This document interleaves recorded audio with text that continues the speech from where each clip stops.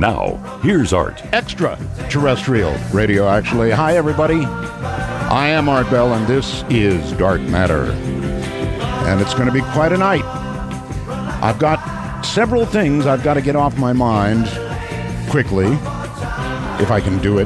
Last night's show, love, hate. Most loved it, but people up on Velgab hated it. They didn't like that Barbara wasn't there and Chunga was. Well, that's life.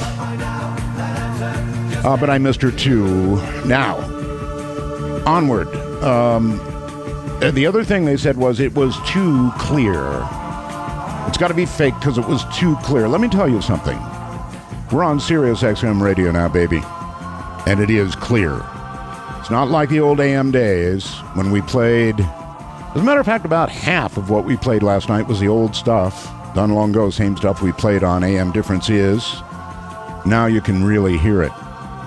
The audio response that we've got here compared to AM radio is like separate universes. We've got a lot of audio here. In fact, we petitioned and received extra bandwidth from XM Sirius. Or Sirius XM, I guess that's the way I'm supposed to say it, right? All right, let's see. I got a big thank you from a listener to Vice President Howard Stern, who said we've been asking Howard for a long time for a 90-minute timeout, and now we've got it. Thank you. Vice President Stern. A lot of stuff. Listen to me now. You're going to want to go to artbell.com. You're really going to want to go. I'm going to give you a lot of reasons you're going to want to go. But first, so you might as well get going now. First, SiriusXM has upped the prize for the ghost photograph. If you've got a ghost photograph, a good one, send it. Because the winner, as determined by all of you, the winner of the ghost photograph contest now receives 1 year of SiriusXM free and a SiriusXM brand new radio. Ooh, nice. A brand new radio and a year subscription free to the winner. So there you go. Then we've got ghost stories. Don't forget, if you've got a ghost story, Spooky Matter happens on Halloween night. That's our ghost story night. Send me a brief, like one paragraph sort of summary of it, and leave me your phone number. We'll call you. You don't even have to call us. We'll call you. Pretty cool, huh? So send it to me, artbell@artbell.com. My email's up there on the website. Don't forget that phone number, and you got to be home. Don't forget that. And by the way, it's better if you have a landline phone. If you have only a cell phone, then, I don't know, make it work. Don't forget Art's Parts. That's a special new place. We had so many requests for Dark Matter t-shirts, mugs, hats, stuff like that. That's part of the website now. You can go to Art's Parts. Now, here's why you want to go to the website right now. 3 reasons. I'll give you 3, I think. Number 1, there's been a find at the Denver Airport Hotel dig site. They have found a skull there. And that skull, for all the world, looks like an E.T. skull. Take a look at it. Don't know what it is, but we just got the photograph. You tell me what it is. Reason number 2, we've got a UFO video tonight, which is really weird. I thought it was just junk at first, but now I don't think so. This UFO is shown in the sky by whoever took the video with seagulls. You can see the seagulls flying by, and at first it just looks like a little piece of junk or something, and then after a while, it looks like something else. It looks like a small but definite UFO of some kind. You tell me. You'll see the seagulls, and then maybe the best reason for you to go tonight to artbell.com is, if you haven't seen it yet, it's gone viral, and it should be viral. It's hilarious. It'll be the best laugh you've had all night. It's the Telekinetic Coffee Shop. That's really kind of a promo for Carrie, the movie, but Oh, this thing is a riot. They set up this coffee shop. I don't want to spoil it for you, so that it would be telekinetic heaven. And then they got a bunch of people in there drinking coffee, and they pulled this gig on them, and I'm telling you, it's hilarious. Absolutely hilarious. Things and people are flying all over the place. The customers are going berserk. You don't want to miss this. The telekinetic coffee shop. Okay. Now, down to biz. I've cut an hour out of John Hogue tonight, and it's because of not politics. The government is still shut down, as you know. I've gone from anger about that to virtual indifference. You know, I understand it's hurting some people, so I should not be indifferent. But, you know, they're nuts back there. Absolutely nuts. But can they be crazy enough to go to default? Now, default means we don't pay the people we're borrowing money from. We stop paying them back. It's kind of like bankruptcy, I guess. I don't know if that's fair. I've got a guest that we're going to ask about that shortly.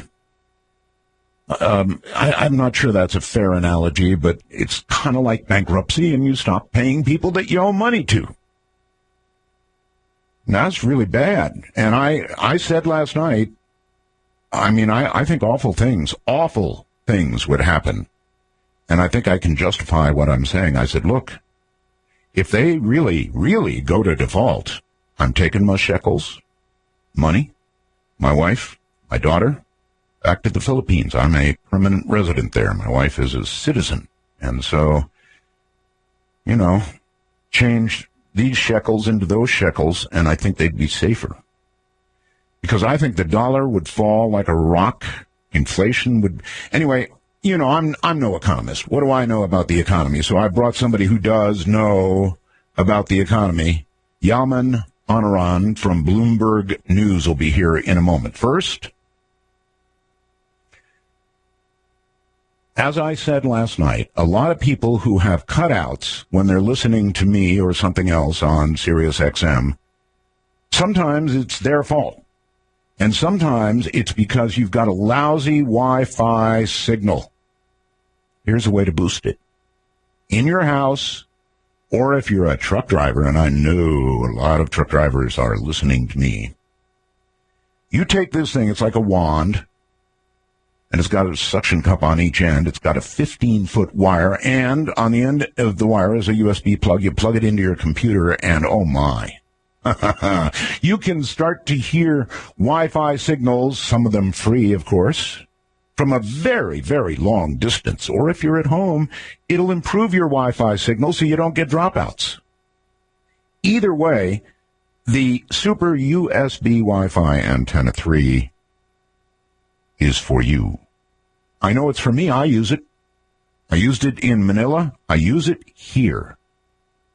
It's so good that if you're seeing one or two Wi-Fi signals in your neighborhood, you take the sucker, put it in the window, plug it into your computer, add the software, and voila.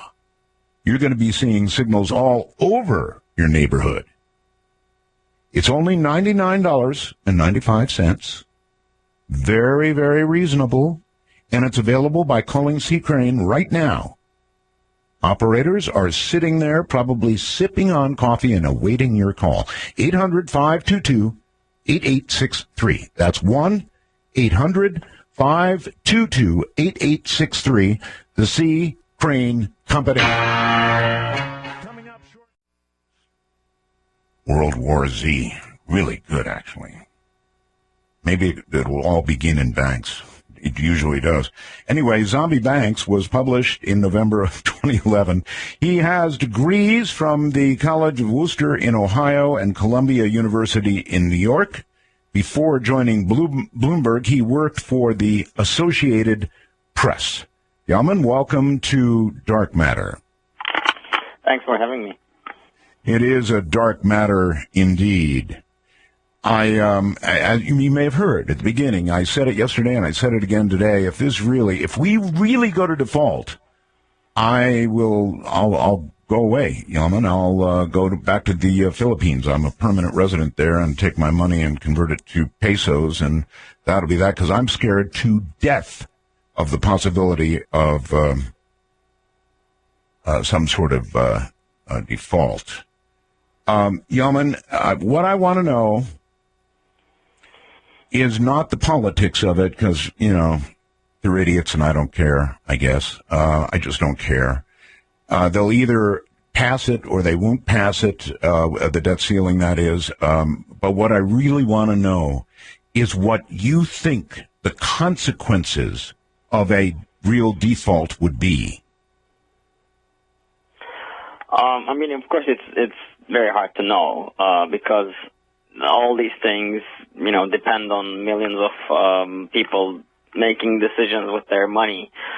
But we have examples from the past about smaller events and how they could ravage the economy in the U.S. and globally. So, I was covering Lehman Brothers and Bear Stearns 5 years ago and 6 years ago when the crisis started. And one of the similarities between now and then was one thing that everybody was sure in financial markets was that the government would not let Lehman fail, that they would rescue Lehman because they had rescued Bear Stearns and because everybody expected that the big banks were too big to fail, a term that we've heard often in the last 5 years now. But then they did let Lehman fail. And then May I ask you a quick question, if I can? If the government had not allowed Lehman to fail, Yalman, and they had come in and they had saved Lehman, would that have prevented what then occurred, or would it have delayed it, in your opinion? Oh, that's a great question. It would have probably delayed it. It would have probably spread it over time. The fundamental problems were there. We had a housing bubble here that was losing air, and there were housing bubbles in Europe and other places in the world. So all those bubbles really had to burst somehow. But perhaps it could have happened slowly, not as sudden. With Lehman's collapse, a lot of markets that are all related to investment banking and securities and which was also connected to the housing market. That was one of the things Lehman was doing. They all started falling apart really fast, and and there was a trigger reaction. It's like a domino effect, and they all sort of start affecting each other, which is why the default would be, multiples worse, because the U.S. government has 25 times more debt than Lehman did when it went bankrupt. And also, Lehman was just an investment bank, and investment banks do fail sometimes. And, we had Salomon Brothers in the 90s and many other examples. But the U.S. government has never defaulted. When the United States was founded 200-some years ago, there was a brief period where they said we're not going to pay the interest immediately, and they delayed it. But that was the beginning of the republic, and that was it. Since then, we've always stuck to paying our debts. So the Treasury, securities, bonds, bills, all the kinds of things that the U.S. government issues to borrow money are considered the safest instrument in the world by any investors. Around the world, everybody owns U.S. Treasuries. People in the U.S. put a lot of their savings into Treasury securities. So that's why one of the reasons this would be a catastrophe. And how big a catastrophe? I've been doing research on this for a while. To write the article that was published this Monday, I've been looking into lots of reports, talking to analysts, talking to fund managers. I haven't seen exact figures that could quantify the problem, because it's sort of everybody tries to hold from one end or the other. But there are so many aspects of it, so many markets around the world, financial markets, and so many economies would be impacted that it's really, I have not seen a number that tries to put all of it together. But stock markets, in 2011, when the U.S.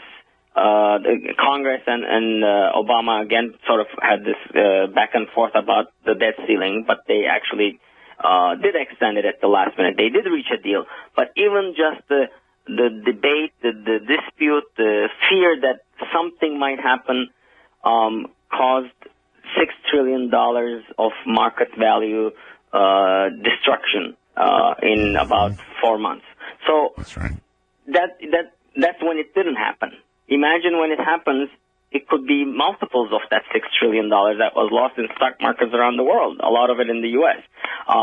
Then the prices of bonds would fall, borrowing costs all around the world could go up, and that means, to buy a house, you'd have to pay more. Already, borrowing costs have been going up in the last year because, of the fears that the Federal Reserve might not be having so much monetary, loose monetary policy. But this would be many times more than that. So, companies would have to pay more, countries would have to pay more, U.S. government would have to pay more, and those could be other trillions of dollars that could hurt, and these all could result in recession, going back to recession here and elsewhere in the world.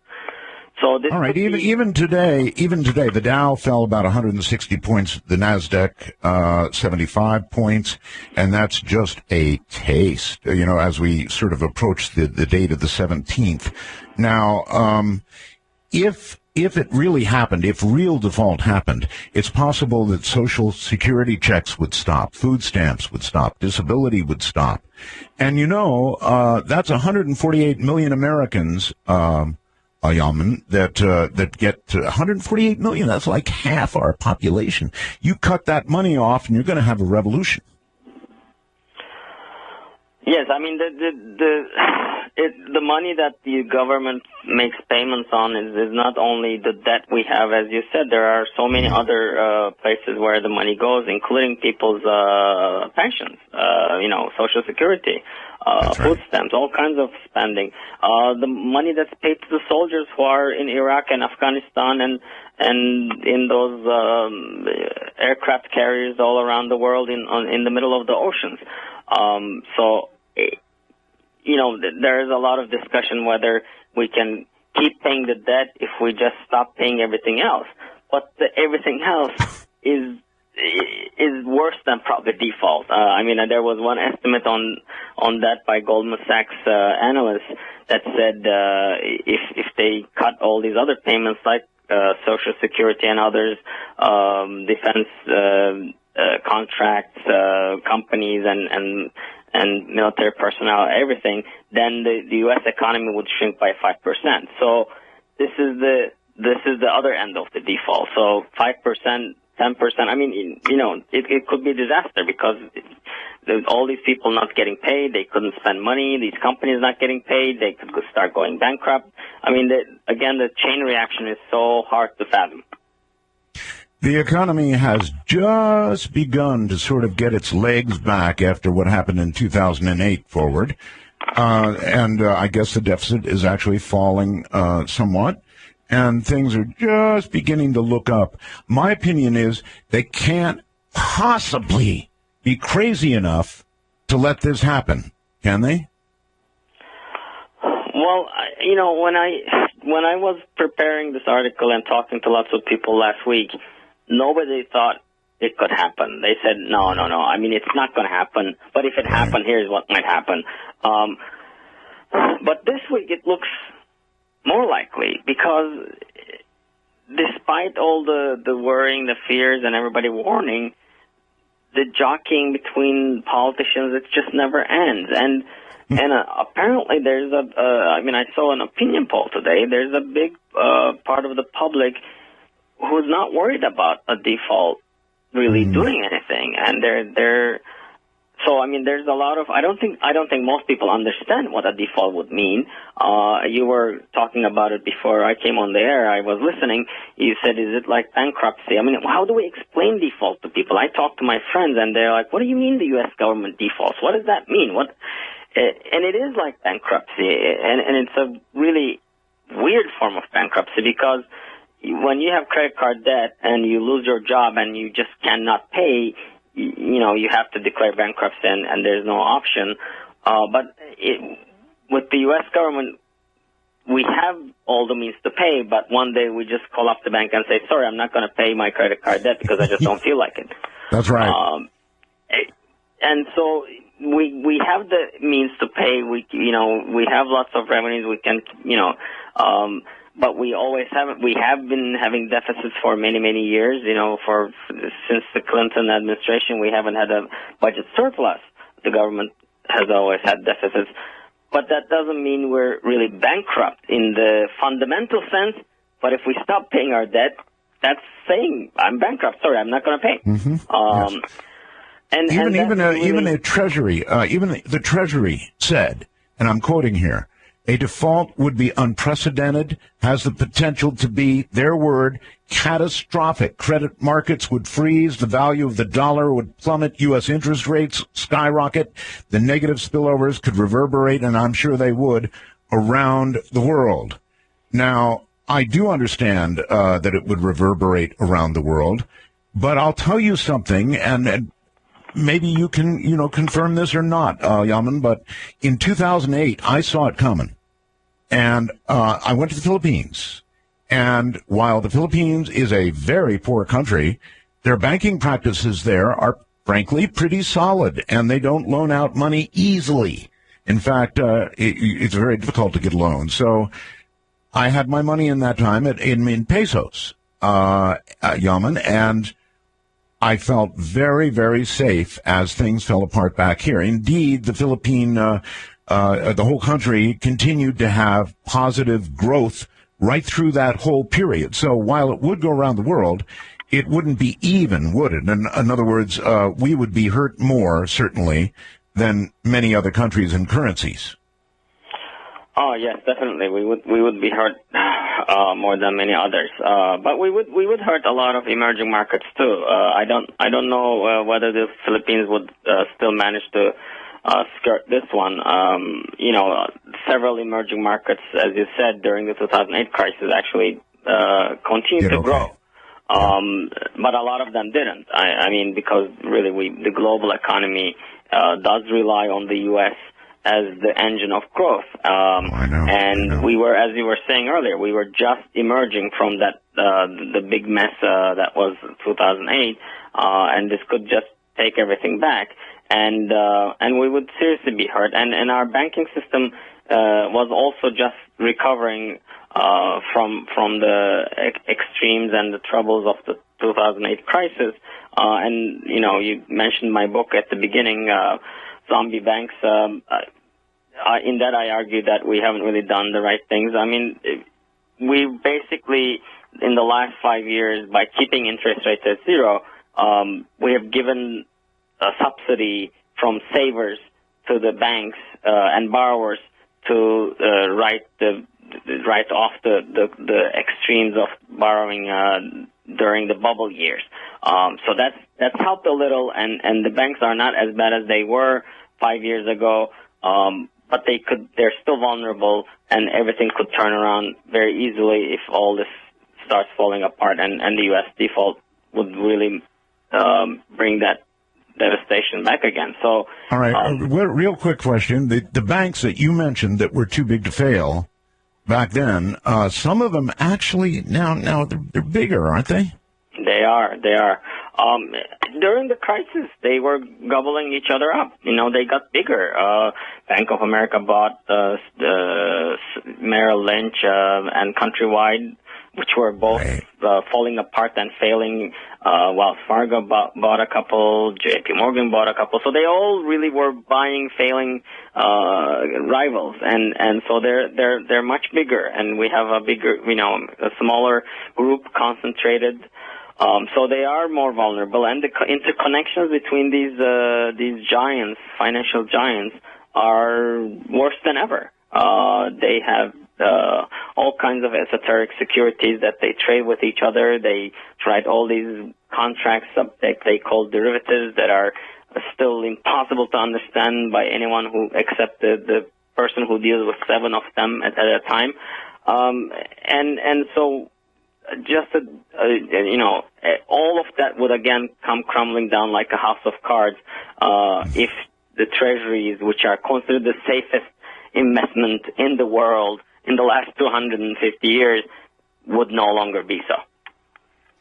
That's almost impossible to believe. I mean, every time there's trouble in the world, money just floods into the safe haven, the dollar. And so to put all that to risk over some stupid political fight seems to me to be on the verge of absolute insanity, economic insanity. But, we're within days of it. I'm really thinking they won't do it, Yalman, but I'm starting to get worried. I mean, seriously worried. I mean, there are other people starting to get worried too, and as I said, just even in the last few days, the chances of it happening has gone up. It's still not massive, I don't think. Right. Last week people were saying it's 0 to 1%. Now people are saying it's 7 to 10%. Those are still low probabilities. But the fact that there are, more, that it's bigger than 0, it's pretty scary. And as I was mentioning earlier, there are opinion polls that show that a lot of American people are not worried about this, perhaps because they don't realize what it would mean. That is also worrying because politicians look at the polls and say, oh, so it's not a big deal and people aren't worried, so we can just do this. Of course, people not worrying about it doesn't mean it's not going to bring down the whole global financial system and then the global economic system with it. So So you're saying it does have the potential to bring it all down. Definitely, it certainly does, and already, the connections are incredible. I mean, for example, today there was a short-term Treasury bill auction, and the yield, the interest rate that the government had to pay for these 3-month bills, I think they were, was double what it was a month ago. Wow. All of a sudden, those costs went up twice. And this was the highest interest rate on these types of short-term bills since 2008, since the crisis. I mean, to me, that shows that the panic is already getting here. Has already begun. Italian and Spanish government bond yields went up the roof as well in the last 2 days. You think Italy and Spain, why? Well, because those countries are already in trouble. And if things are going backwards again, if the financial system is shaking because of this default issue in the U.S., the weak countries are the first to go. So they're already feeling it before anything happens. So, and we're feeling it. So, the more these things, hopefully there'll be more market pressure as we get closer to October 17, which is the date that Treasury Secretary Jack Lew said is when we run out of money. And with more market pressure, politicians will feel that they have to do this and reach a deal and extend the debt ceiling, and we're not going to default. In other words, the market has to drop and scare the hell out of them before they're going to do anything. That sometimes seems to be the only medicine, unfortunately. I look back, there are many examples of it. During the crisis, Congress didn't approve TARP, the money that was going to be given to the banks that were all falling apart, and House voted against it, voted it down, and that day stock market fell 7%. Harsh, that they said, oh, maybe we need to do this. And so the more market pressure, the more, not just U.S. but other global markets start to tank, then probably that will be the right kind of pressure. Even if opinion polls aren't showing people fear because they're not as close to financial markets as market players are, that could probably help. Okay, Yalman, let me ask you a personal question. And I really mean personal. If you became convinced, Yalman, that this was going to happen, that there was going to be a major full default in the United States, what would you do with your money? Yeah, I was asked this yesterday as well. I was on another show, and in a different way. We were talking about some of the contingency plans that banks are making, and the reports are that they're putting more cash into their ATMs and their branches so people can have access to money if there's something like this. But what I was saying then, and what I still think, it's not really access to cash. It's more, I mean, if all this happens, millions of people will lose their jobs again. So you might access your cash in the bank. You might just not have cash to access anymore. Because if you lose your job and your savings are eaten up in the next 3 months, there won't be money to access. So it's not really about taking the money out and putting it under the mattress. It's more about, you know, are we going to go back to 10, 15% unemployment, which means millions and millions of people losing their jobs. And I have a lot of friends who lost their jobs during the crisis. And I have friends, too. I agree with you. But even beyond that, Yalman, the dollar, they say, would tank, meaning the dollar would be worth less, and then at the same time, inflation would begin, so the dollar that's now worth less won't buy much.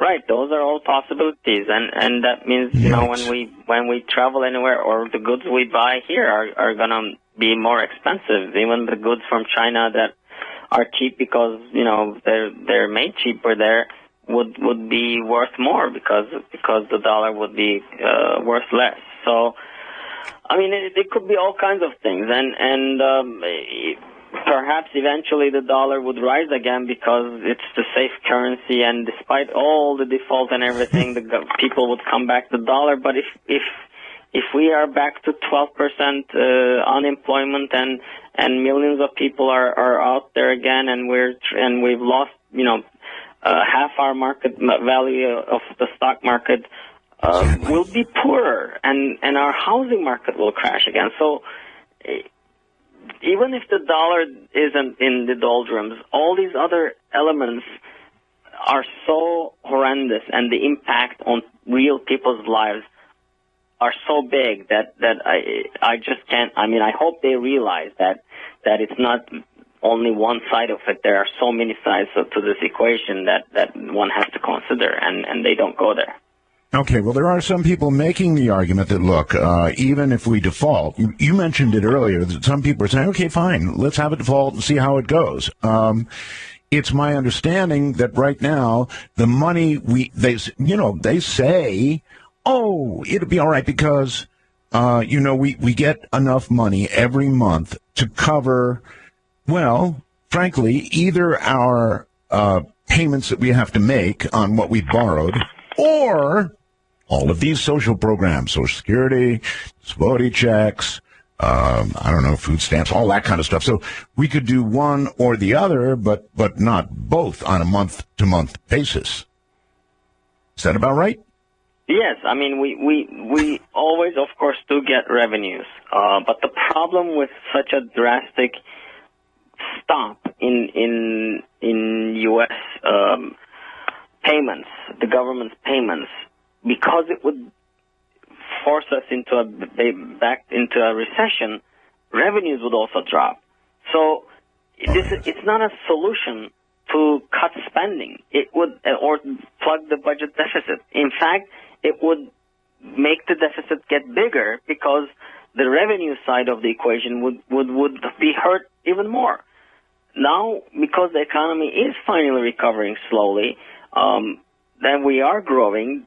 People are back in their jobs. Companies are producing and selling goods again. That means they're paying taxes. We're all paying more taxes to the government. So that is able to shrink the budget deficit. If we stop paying our bills and go back into a financial disaster, then that deficit is going to grow bigger, and we won't be able to do that. So it's the opposite of what they think is going to happen. I mean, even now, terrible things are happening. You know, those getting killed overseas are not being compensated for funerals and the normal death benefit and all that sort of stuff. It's awful. But again, if we were to go into default and 148 million Americans stopped getting what they had been previously getting from the government, you know, nobody really wants to go here, but that's social unrest time, in my opinion. I just can't. It's beyond the pale. They just could not do it and expect to survive as a government, in my opinion. I cannot imagine what would happen because I don't think we've ever really gone there. There's been no example of the U.S. ever stopping to pay any of those things before. We were always stuck to being the best borrower and the best government that always pays its bills on time. So who knows what would happen? I mean, we've already, gone through 5 years of pain, economic pain. We were just sort of getting back on our feet. So right. This would be terrible timing. Okay, so let me come back to the question. You, personally, if you knew this was coming, absolutely knew default was coming, what would you do with your money? Or yourself, or your family? I mean, how would you handle it? I don't know if I can do anything. I don't have that much money in the bank. I have a little bit saved, so I'm not a rich person. I don't have massive investments. I have a 401k for retirement. Thank God I don't have to retire very soon, so I don't need to take it out that soon, because what would happen is that 401k would lose half its value again, and I wouldn't be able to retire very soon, but hopefully in the next 25 years or so that I have until retirement that things would recover. One would hope. Looking at Japan, you never know. They've been stuck in a mess for 20-some years. So I wouldn't be able to do anything different. I can't, I don't have that much money. I have a house which is at least, and I have a fixed mortgage rate, so that wouldn't change. But, people who have money, I don't know where they could put it. And if I lose my job, then I wouldn't know what to do. So those are the kind of things that I worry about. And unemployment, if you have investments, but if you do have investments and you ask me, should I move it from stocks to bonds, bonds to stocks? I don't know where you could put it because they could all tank. Or one of them might do better, but which one? Who knows? Because everything is connected together. All right. In the '08 mess, 401ks lost, a lot of them, roughly half their value. A default, if it were to keep going, would be magnitudes worse than what happened in '08, right? I think so, because, again, in '08, the one difference was that government bonds, treasuries, investments in the fixed income did better because that was a safety. People turn to that as a safety. But if if that's the one that's no longer safe because the government is not paying its debt, then where do you turn? I mean, people will go buy German bonds, German government bonds. I don't know, perhaps Japanese bonds. Japan's debt to GDP ratio, debt to its national income is 250% or something. It's one of the most indebted countries in the world. So it's rocky, yeah. I mean, is that safe? Where's safe? We have to go invest in the Philippines, but emerging markets are always tricky as well. We don't know enough about them. So one person might know about one country, but they're far away. So it's harder to even think how we could invest anything we have. Well, listen, I want to thank you for coming on. I guess, Yalman, we have to hope that they're not nuts enough to do this.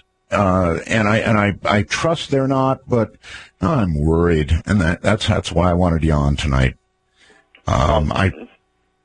I surely do appreciate your coming on. If you've got anything else you want to get on now, if you want another plug-in for your book, I'd love you to do that, especially anything that's called Zombie Banks. Well, yes, and I hope the next book that I need to write isn't going to be zombie economies or zombie nations. If we end up doing what we did to our banks, to ourselves as a nation, as a government, as a country, I hope I don't have to write that follow-up book. All right, my friend. Thank you for coming on tonight. Thanks for having me. And take care. Take care. Good stuff. There you go, folks. Working for Bloomberg, and then before that, the Associated Press should know what he's talking about.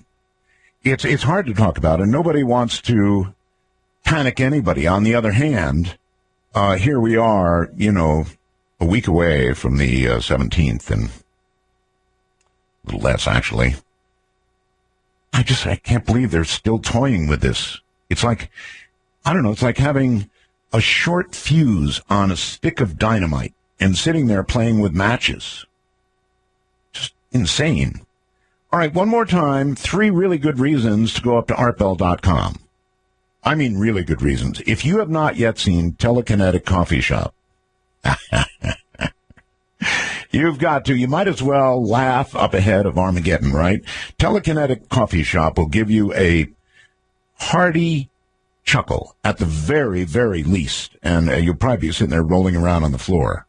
So that's at artbell.com. The Denver Airport Skull, or Denver Airport Hotel Skull. What is it, by the way, about the Denver Airport? The Denver Airport has always had paranormal vibrations about it. There have been stories about things under the Denver Airport. I got a personal tour of a little bit of it. Places where other people don't get to go in Denver.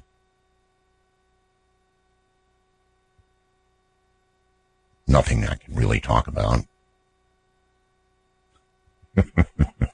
And then there's something up there that's really cool to see. A UFO with seagulls. Seagulls flying around, but there's this UFO, this smaller UFO, doing really weird stuff. All of it available to be seen at artbell.com. Coming up in a few moments, a really cool guy named John Hogue. Hey, Art.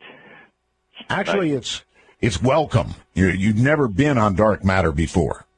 No, and I'm honored to be one of your early guests for your new launching. Thank you very much. It's been, actually, how long, John?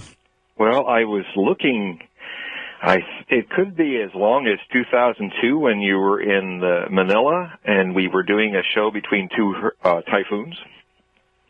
Or was that later? I wasn't in Manila that early, no.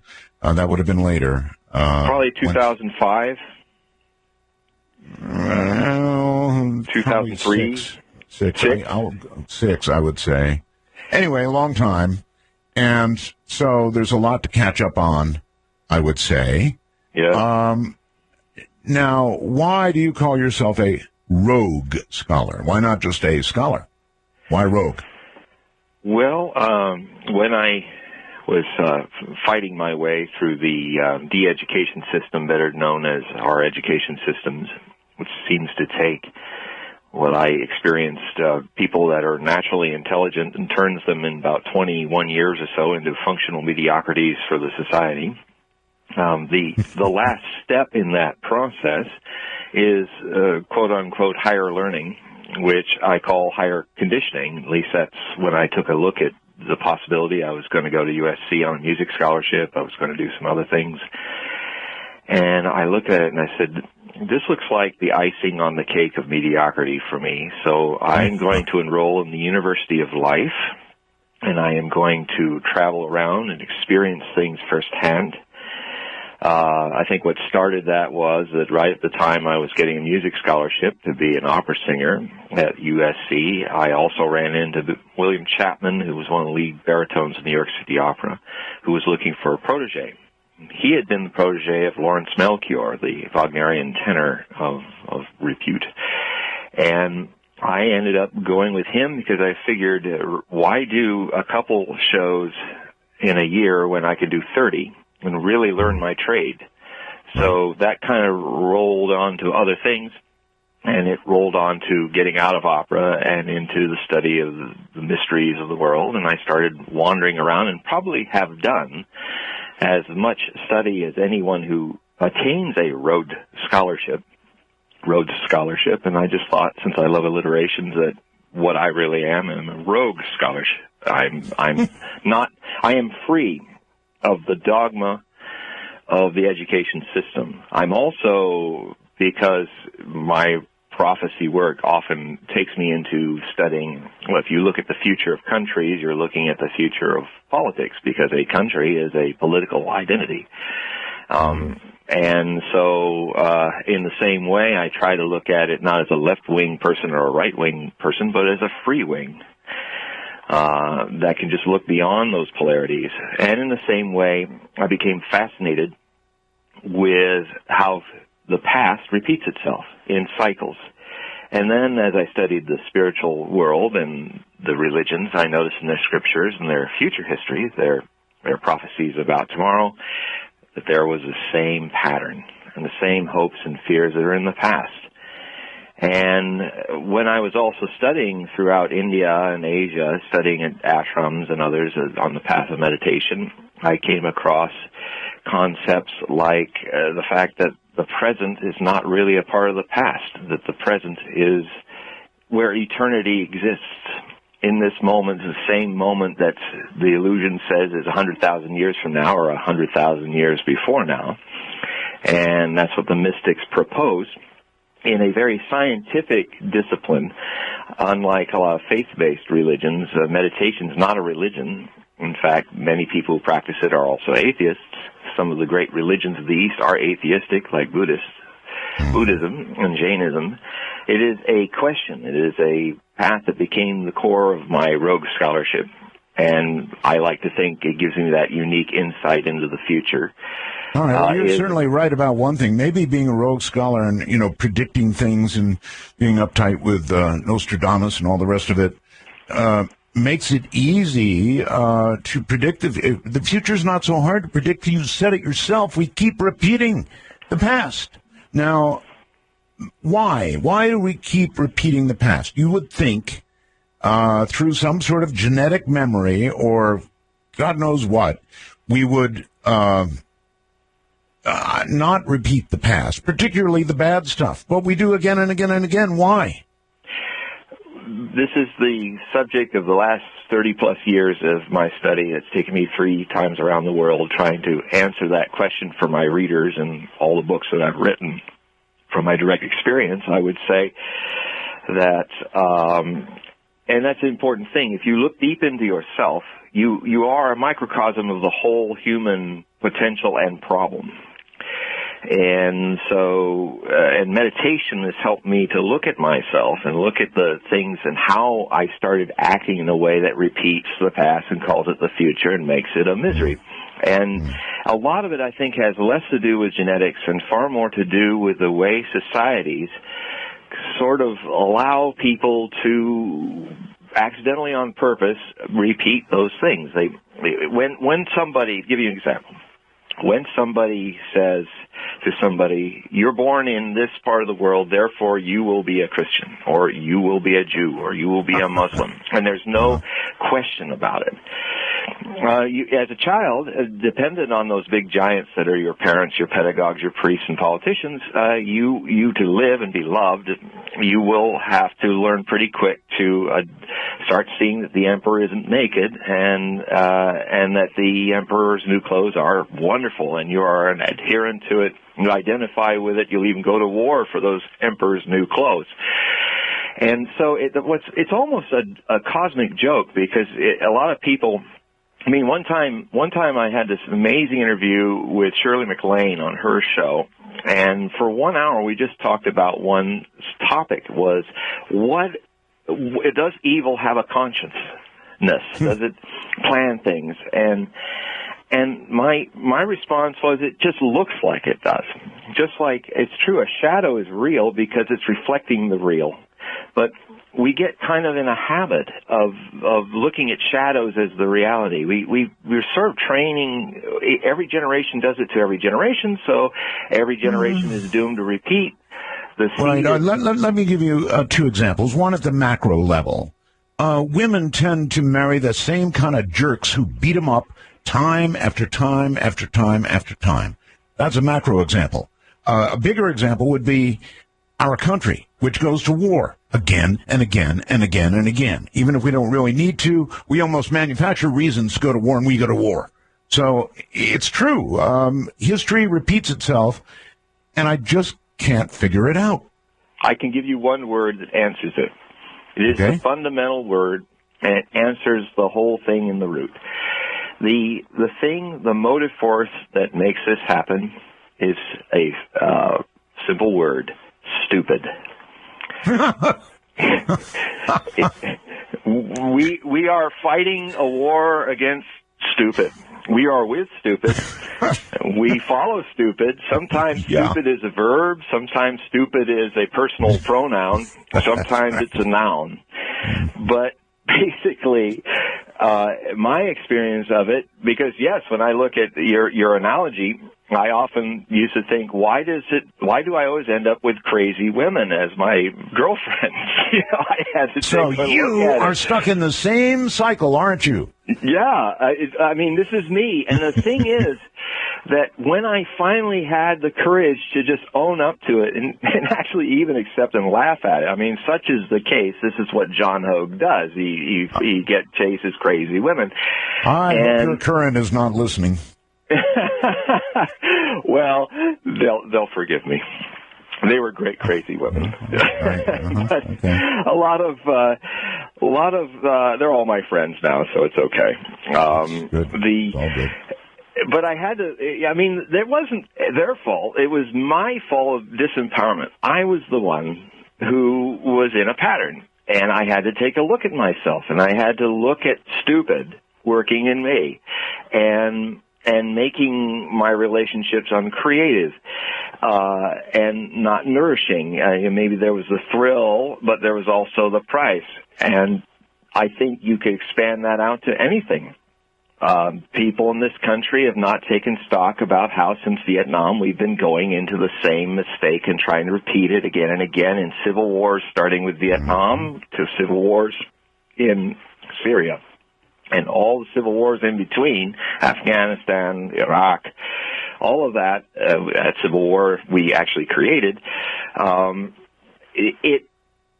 we're not learning. And we tried again to rush into one just a few weeks ago, and then what fortunately happened was a little cosmic joke called Joke Diplomacy at HogueProphecy.com, where I have a whole article that everybody can read right now, which is going to be related to a lot of what we're possibly going to talk about tonight. And basically, a joke was picked up by Putin and Lavrov, his foreign minister, and they ran with it. And now, basically, it's thwarted an attempt to make a war. Although, you know what I think happened. I think that when Obama went there and talked with Putin, they said, "Oh well, there was nothing to talk about." Well, baloney. I think that they did, in fact, talk this out. This whole Syria thing. That's my opinion. Anyway, listen. Is Syria mentioned in all of Nostradamus? Is there anything mentioned about Syria? Oh yes. In fact, the prophecies about Syria are something I've been looking at in my books for a while, and I'm just prompting one up right now. I have these links on my website to different things, and let's see. It's all right. You don't have to look these things up and quote them. I'm sure you understand. Good. Well, just off the top of my head, basically, he talks about cities along the Orontes River. And Nostradamus used geography extensively in his prophecies, quite unique in the prophetic traditions. He mentions over 650 geographical locations. Now, of course, they're all in 16th century and classical Renaissance terms. So one has to learn what he knew in a Renaissance sense. And then in that, he talked about areas which are the heartland of the Sunni rebellion that run along the Orontes River, where you have Hama and Aristan. He mentions Aristan outright in its arcane name of Arethusa. And Arethusa was a Greek goddess of lava. And he talks about how when the earth-shaking fire is in this area, which he describes, doesn't say Syria, but he describes the area by towns and rivers of Syria, that you're going to see Arethusa create a new river that's red. He leaves it open, not red of lava or maybe the lava of war and red fire, blood. But he's talking about earth-shaking fire, but also of blood. It turned the river red. And so that is his most direct statement about Syria. And since 1997, I have been, we might have even talked about it in previous shows, that in my books, I take people through the steps of the evolution of my detective work. So from there to now, what looked like, I said, it looks like there's going to be some major fight between the main communication line of Hezbollah through Syria, that maybe Israel will get involved. And actually, the Hezbollah forces did get involved with Syria. And I also mentioned it was going to be a point where the Israelis might bomb. And actually there was 3 attacks, one of which was right along that area, which was a communication pipeline, weapons pipeline, where the Israelis struck Hezbollah moving some perhaps chemical weapons out of Syria. But I wrote that in 1997. And I didn't see until later this concept of it being the full-fledged civil war. But what is common in Nostradamus' work, and also in another book which I've just refreshed because of these instant movement that's going on between Israel, America, and Iran, like it seems to be coming to a climax now.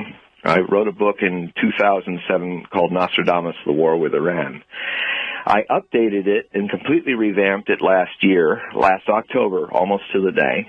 And I just now posted it on Kindle and Nook and Kobo with a new subtitle, Nostradamus, The War with Iran, Islamic Prophecies of the Apocalypse, where I look at how, in a nutshell, the 3 main potential combatants are underpinned by their conditioning and their traditions to think in apocalyptic terms about the situation. All three major. And I believe they do. They think in exactly those terms. And before this deal came along to get rid of the chemical weapons in Syria, I frankly thought I saw a possible end. I mean, end of the world, because it seems to me that if we had gone in and bombed in Syria, that Syria's response probably would have been to fire chemical weapons at Israel. And then Iran would become involved. And pretty soon you'd have what the Bible talks about, which is pretty much the beginning of the end, right? Because Russia would be involved, and they certainly were very involved. It could have been the end. And, yes, of course, we may not have seen the end yet, right? Well, no. In fact, the book looks at, this is one subject. Nostradamus is famous for being open to interpretation, and I'm certainly open to seeing that great critique of him. It's true.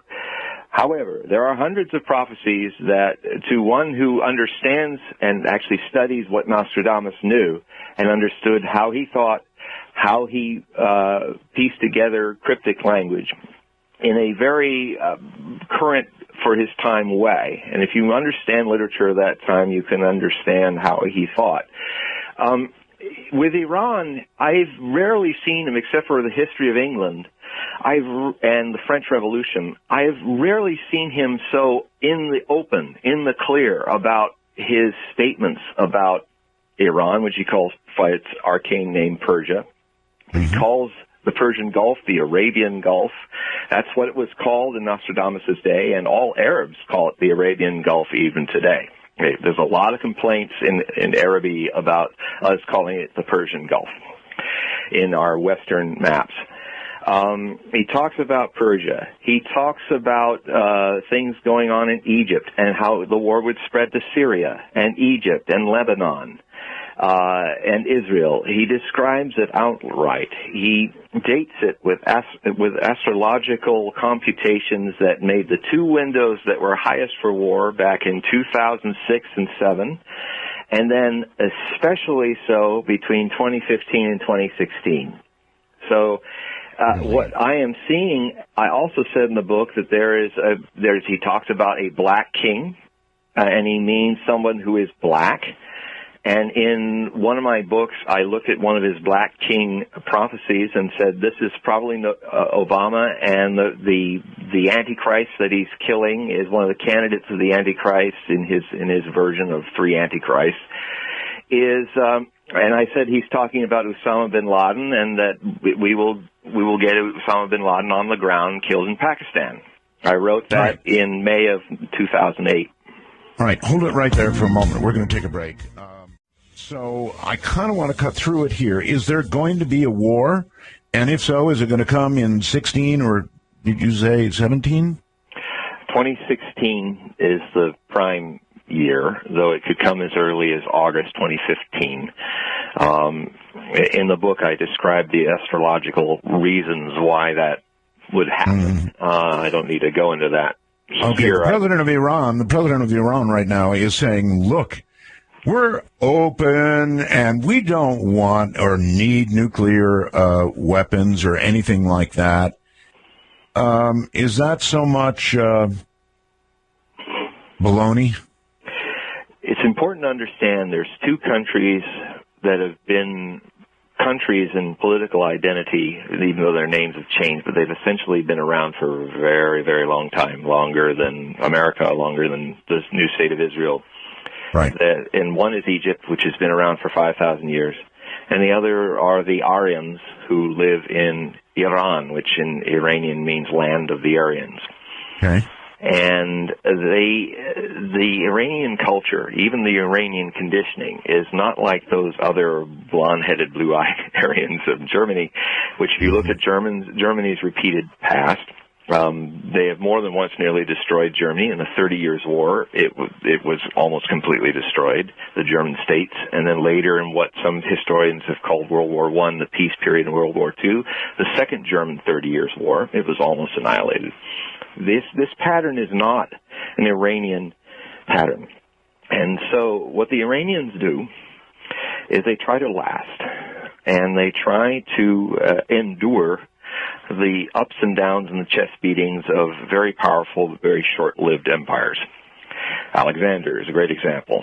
He even occupied and took Iran as the Persia as part of his empire, but then he died young, and it broke up, and then it slowly became back being Persia. So it's important to see that view in the deep thinking of Rouhani, President Rouhani, or Khatami, or the Supreme Leader. And I go in depth because really, to understand the patterns of the future, you have to understand the patterns of the past. Right. And so, with that stated, I think that there's definitely a chance for peace. There's even a prophecy that dates a leader who would bring peace to that region and on Earth for a long time. The dating is exactly 3 weeks to 4 weeks after Obama was elected in his first term. Not elected, I mean, gave his inauguration speech. It happened. All right, well, I'm sure you've seen all the overtures from Iran. I mean, they're sounding like our best buddies lately, and there was even a phone call and all the rest of it. But my question is, looking at the patterns of the past, is it BS? I don't think it is. It's not that cut and dry. See, here's the problem. We in the West are programmed, it's this or that. It's not rhetorical. You're talking to a culture which is lived on a very complicated Oriental rhetoricalness. Okay, so it's like you're saying it could go either way? Well, they don't want a war, certainly, and it's not at all clear from my sources in Iran and things that I study that they are actually pursuing a nuclear weapon. I would say this. and I say it in the book, when your supreme leader, who's basically the Pope of your Shia sect of Iran, says that atomic weapons are un-Islamic, I mean, in the West, we just go, yeah, he's just another politician shining it on. But if one has lived in Muslim countries, and I have, you've got to understand that certain statements, when they're made, if you go against them, if you contradict yourself, that is kufr, that is blasphemy, and it means a lot in that area. He would, if he just turned around and said, oh, well, I was just kidding about that, as the supreme leader, the person who has the power to interpret Sharia law over all other levels of governance of his country, if he makes such a sidestep, he's gone. That's suicide. And so when he makes a statement like that, Westerners don't understand how profound and important a statement that is. The other thing I think I do. If he says it is un-Islamic, then that is a very strong statement, and I think you're right. I think you're probably right in that he will keep his word there if he's still there. Yeah. Now, another thing. Oh, he's definitely there. In fact, it's because he's decided to try another tactic to get this thing solved. And he has now got his own picked new president after Ahmadinejad, who was really a disaster for them. Yes. And now with Rouhani, who's also noticed he's wearing a turban. Rouhani is another big thing going on in Iran that Westerners don't get talking about. There is a struggle. It's very complicated, the politics of Iran, just like the politics of Israel. It's just as complicated. There is actually the working class people loved Ahmadinejad because he was from their poor districts of Tehran. People view in Iran the Ayatollahs and the clerics as the 1%, like a lot of Americans don't like the 1% billionaires. Well, they look at the clerics as the same rich, corrupt, and influential oligarchy that's running their country. So when I see a man with a white turban return, this is another attempt of Khamenei, the supreme leader, to, like he did with the one before Ahmadinejad, have a moderate go in to see if they can test the waters of moderation. But it's important also, in this book, I try to be fair with all my defenses and my hits of all three potential combatants. And one has to understand something that our press kind of overlooks because of certain biases that are sympathetic to whatever Israel does. When Ahmadinejad made that notorious statement, which even Adolf Hitler wouldn't make such a statement in public, where wipe Israel off the face of the map, it was a translation error. That does not mean that they didn't feel that way, but what was not given much exposure was what Netanyahu's people said in response to that. He said, think Amalek. Now, if you understand your Bible, and I go through a whole chapter going through Samuel, the book of Samuel, and what that's all about. God told Saul to go against the Amalekites and not only kill all the men, kill all the women, kill all the babies, kill all the cats, dogs, and livestock, and raze their buildings to the ground. And a complete eugenic destruction of that group. When somebody in the land of the Bible makes a statement, think Amalek, and doesn't retract it, basically it's the Iranians may have mistakenly used the wrong term for wiping Israel off the map, but the government of Israel, through Netanyahu's channels, told them back, we will wipe you off the map. How do you know that statement was in error? It was never retracted. And it's out there. Okay, fine. Oh, no, I'm sorry. I was talking about Amalek. No, you mean Ahmadinejad's statement. Yes. Oh, well, no. Well, here again. Here we go back. Wasn't retracted. I never heard any retraction. Yeah, it was. The problem is a lot of things never get into the U.S. press. Oh, I know that. And it was retracted. See, I do my work. Thank God for the internet, because I can actually go everywhere. I can actually hear what people are saying in Iran. And I can also hear what they're propagating, too, both sides. The thing is that everything in the Middle East is complicated. In that everybody's got a piece of righteous indignation, and they're all kind of sticking it to each other too. I watch Al Jazeera, John, and I never saw I never heard about any retraction. But that was years. Have you been watching it for the last 10 years? Not for 10 years, no. Yeah, no, it's there. I mean, all right. Tell me, when was the retraction made, and where can I read about it? You can read about it in my book in the source. I can't think of the moment right now what it is, but it's there. It was retracted as meaning he did it a number of times. He did it on Ahmadinejad did it on his website. He did it also a number of times where he said it was a translation error. I go through the whole story of how his press corps, because in Farsi they don't have a word for what he was trying to say, and I have the Persian right there in phonetic Romanized letters, and I explain how in the Persian Farsi language, they don't have a word for taking a state out of existence. Maybe they don't have it because Iran's lasted for 3,000 years, and it's just one of those habits. Good point. So somebody thought, well, we'll just say, because what he was saying in that speech, I mean, I've studied the speech, I've had Farsi specialists talk to me about what it meant. He was saying that what he thought that was that Palestine needed to be a state with two peoples, one state with two peoples, and that the concept of a political identity called Israel needed to disappear. And when that would happen, when they'd get together and make peace and make one nation and live together, then the whole concept of Israel would disappear. But what they did in Farsi is they made it wipe off the mat, which in Persian and Farsi, they don't see that in the kind of volatile terms that we Judeo-Christian conditioned people see that. All right, two things here. Now, as you know, one way or the other, Israel doesn't want to disappear. And so the question is, if something doesn't change, Israel, after all, is convinced that Iran is building the bomb. They're so convinced, they say the red line has already been passed. So Israel may not feel the same way about a state, as in country, disappearing.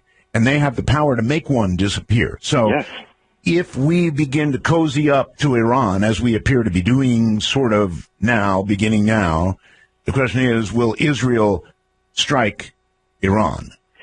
It's very likely, because then the book goes into their background. It goes to America, Iran, and all the biblical background that's involved in this. And the problem that the Israeli people, over half of them do not actually support this, because this is the other blackout. A lot of people in America don't actually know what people inside Israel are really talking about. They don't watch their news. They don't investigate, and their news services don't actually show the very complicated and amazing world of Israeli politics. For instance, there was a Israeli Spring that when the Arab Spring was going on, no one even talked about the hundreds of thousands of Israeli Jewish citizens that were out on the streets of Tel Aviv protesting the fact that thousands of people live in tent cities, not because they're in some Occupy Wall Street number, but because all the money's going to the 500,000 people living in the West Bank. And people are literally living in tents for years inside the 67 borders. And it was such a big stink that Lapid ended up almost beating Netanyahu in the last election by one seat. And it was huge. He's kind of the Oprah Winfrey / Walter Cronkite major figure that's hardly even known outside of Israel, but he's a major figure in Israel. So the moderates finally woke up and actually pulled Netanyahu back, and the Likud back from that idea. But important underpinning this, as Iran has its issues, Israel also has ancient conditioned issues, which I call in the chapter the Samson option. Sure they do. And the Samson option is, taking biblical metaphor again, when Samson was blinded and about to go down, and he was ribbed and fibbed at in the Philistines' temple, he asked God, as he was blinded and his hair was shaved off, his power was gone, God grant him one more power to pull these two pillars down and take himself and all the people, the king of Philistines, all of them down with him. And it is a term used in Israeli defense ideas. It's kind of what we would call the nuclear option, but they call it the Samson option, where they would basically launch their 250 to 300 nuclear weapons at all and anyone who was taking them down. So, and there's another important thing. I mean, it's not. I'm sure a lot of people are getting pissed. Excuse me. I'm sure a lot of people are being upset with what I'm saying, because it comes across as simplistic. But I've written a 135,000 word book on this to try to explain these difficult issues. That a lot of this is coming from the past trauma of a passive dealing with the Holocaust. You know, if you can break this down in simple language, or the simplest language you can, rather, I know you can go off into Nostradamus and biblical quoting. Keep it simple is right. Keep it simple here. The Holocaust, people did not do enough to prevent it. So now people are trying to prevent what they view as a Holocaust, but in fact, in the action, may actually bring one on. Well, won't Israel view America's cozying up to Iran as the worst possible thing that could happen? I mean, they were kind of depending on us to be their partners in taking down any sort of nuclear capability that the Iranians may have. Well, I can totally understand if I were a small country with a superpower watching my back. I mean, I can't fault. And we got to remember, when you say Israel, because we all do this in America, Israel is not just one monolithic thing. There are upwards to 62 to 63% of the Israeli population that when Netanyahu was really rattling the saber, were telling him, no, we don't want to go to war. And it got so bad that even some of his highest cabinet members, including his former head of Mossad, actually publicly went out and castigated him and saying this whole concept of attacking Iran is idiotic. And I tell you, in Israel, they just don't do that. It's the leaders coming out like that. It was huge shock. But there's a lot of people in Israel that don't see this as the solution. But actually, there are a lot of people in Israel who actually recognize what I'm saying is that to prevent a second Holocaust, there are leaders in Israel that are doing all the wrong things to actually make it happen, by pushing war and pushing fear and not. So, John, if Israel attacked, would that be the beginning, in your view, or the view of Nostradamus, as the beginning of Armageddon? For the prophetic record, Israel, I don't think, will attack. What I think will happen, though, is people underestimate just what Barack Obama will do.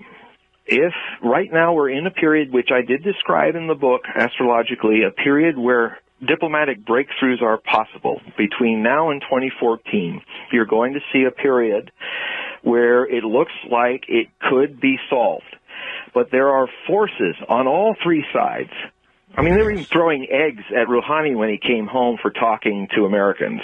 There are forces on all three sides that want this war to happen. And because of their religious and sometimes geopolitical views, they need this war to happen. And so they're going to try to sabotage this work on peace. And don't doubt that many of them are in this country, John. Oh, yes. I evolved the book through the entire process from 1992. I have long tracks of manifestos from the neoconservative movement evolving a grand strategy. Now, I'm not saying this is right or wrong, but I will say this, that even if you read neoconservatism, you'll know that they're not a solely Republican view. They're anyone who believes in American hegemony is the right thing, and it may be, can become converts to this conception. I think Barack Obama has become, in his second term, a convert to a lot of neoconservative ideas and has nuanced them, as each president does since 1992. And the big warning I have with Iran is don't underestimate this U.S. president. He is like Mr. Spock. If he logically looks at all the possibilities for negotiation as being dead in the water, he will bomb you back to the Stone Age in 2016. So get real with it. Wow. Okay. Let's move on, or actually let's move back. I want a quick, if you can do it, summation of how Nostradamus, for those who don't know, came up with the prophecies that he did. Did he sit down and go into a meditative state? Did these things come to him in dreams? How did Nostradamus come up with what he came up with?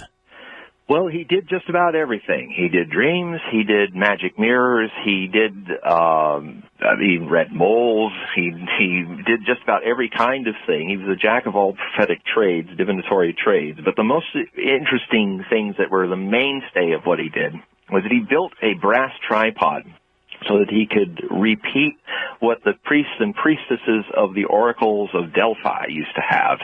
And he didn't have a fissure of rock with fumes that he could sit under in this brass tripod and then breathe in the fumes and get high on them and then start, in his meditative state, start seeing the future. He didn't have that, so he did what he even says. He used the tradition of Brashidae, which is an Apolloian tradition in the Asian Minor Greek colonies. It also didn't have a volcanic fissure, so they put a briquette with boiling gaseous, odorous column of mist that could come out of it, and then they put the tripod over that.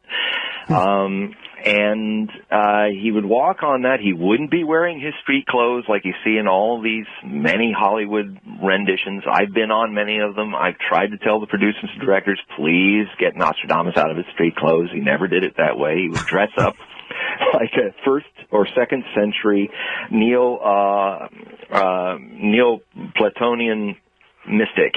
And he would have a white hood, and he would have a laurel branch in his hand and long sleeve. And he said, I used to sit down in the middle of the night, and he would start a lilting mantra, and then he would get calm, and then he would feel a shaking suddenly happen in his robes, like a wind coming through his robes. This would happen after he took the end of his mantra, he took the laurel branch and stuck it in the boiling water and then whipped it, the hot water stinging his foot and the hem of his robe. Then the robe would start shaking. He'd feel like he was like being blown up with some kind of spirit coming inside of him. Wow. And then divine splendor, he said. He'd be terrified at first, and then it suddenly would lift into a divine splendor, and he described it kind of as a continuum where all futures are happening at once. And it's our choices that engages on specific paths through the history of the potential histories of humanity. And that's why a lot of his prophecies don't really go anywhere, or they sound like they're going there, but then they don't end up at... Okay, we're going to talk about that in a moment. I want you to sit there during this break and think of what has Nostradamus been right about so far, and what has he been wrong about. And we'll come back to that in a moment. Stay right where you are. Let's face it, smartphones, they're wonderful. I don't know what I'd do without my iPhone 5. I love it, actually. Tablets, they're great. I've got a couple of iPads. Asia loves hers. But the audio is little, teeny. Not great unless you've got headphones on, right? I think everybody can agree on that because, of course, there are small speakers. They have to be because there's small things. But it doesn't have to be that way. Now there is the Senta Ally Bluetooth speaker.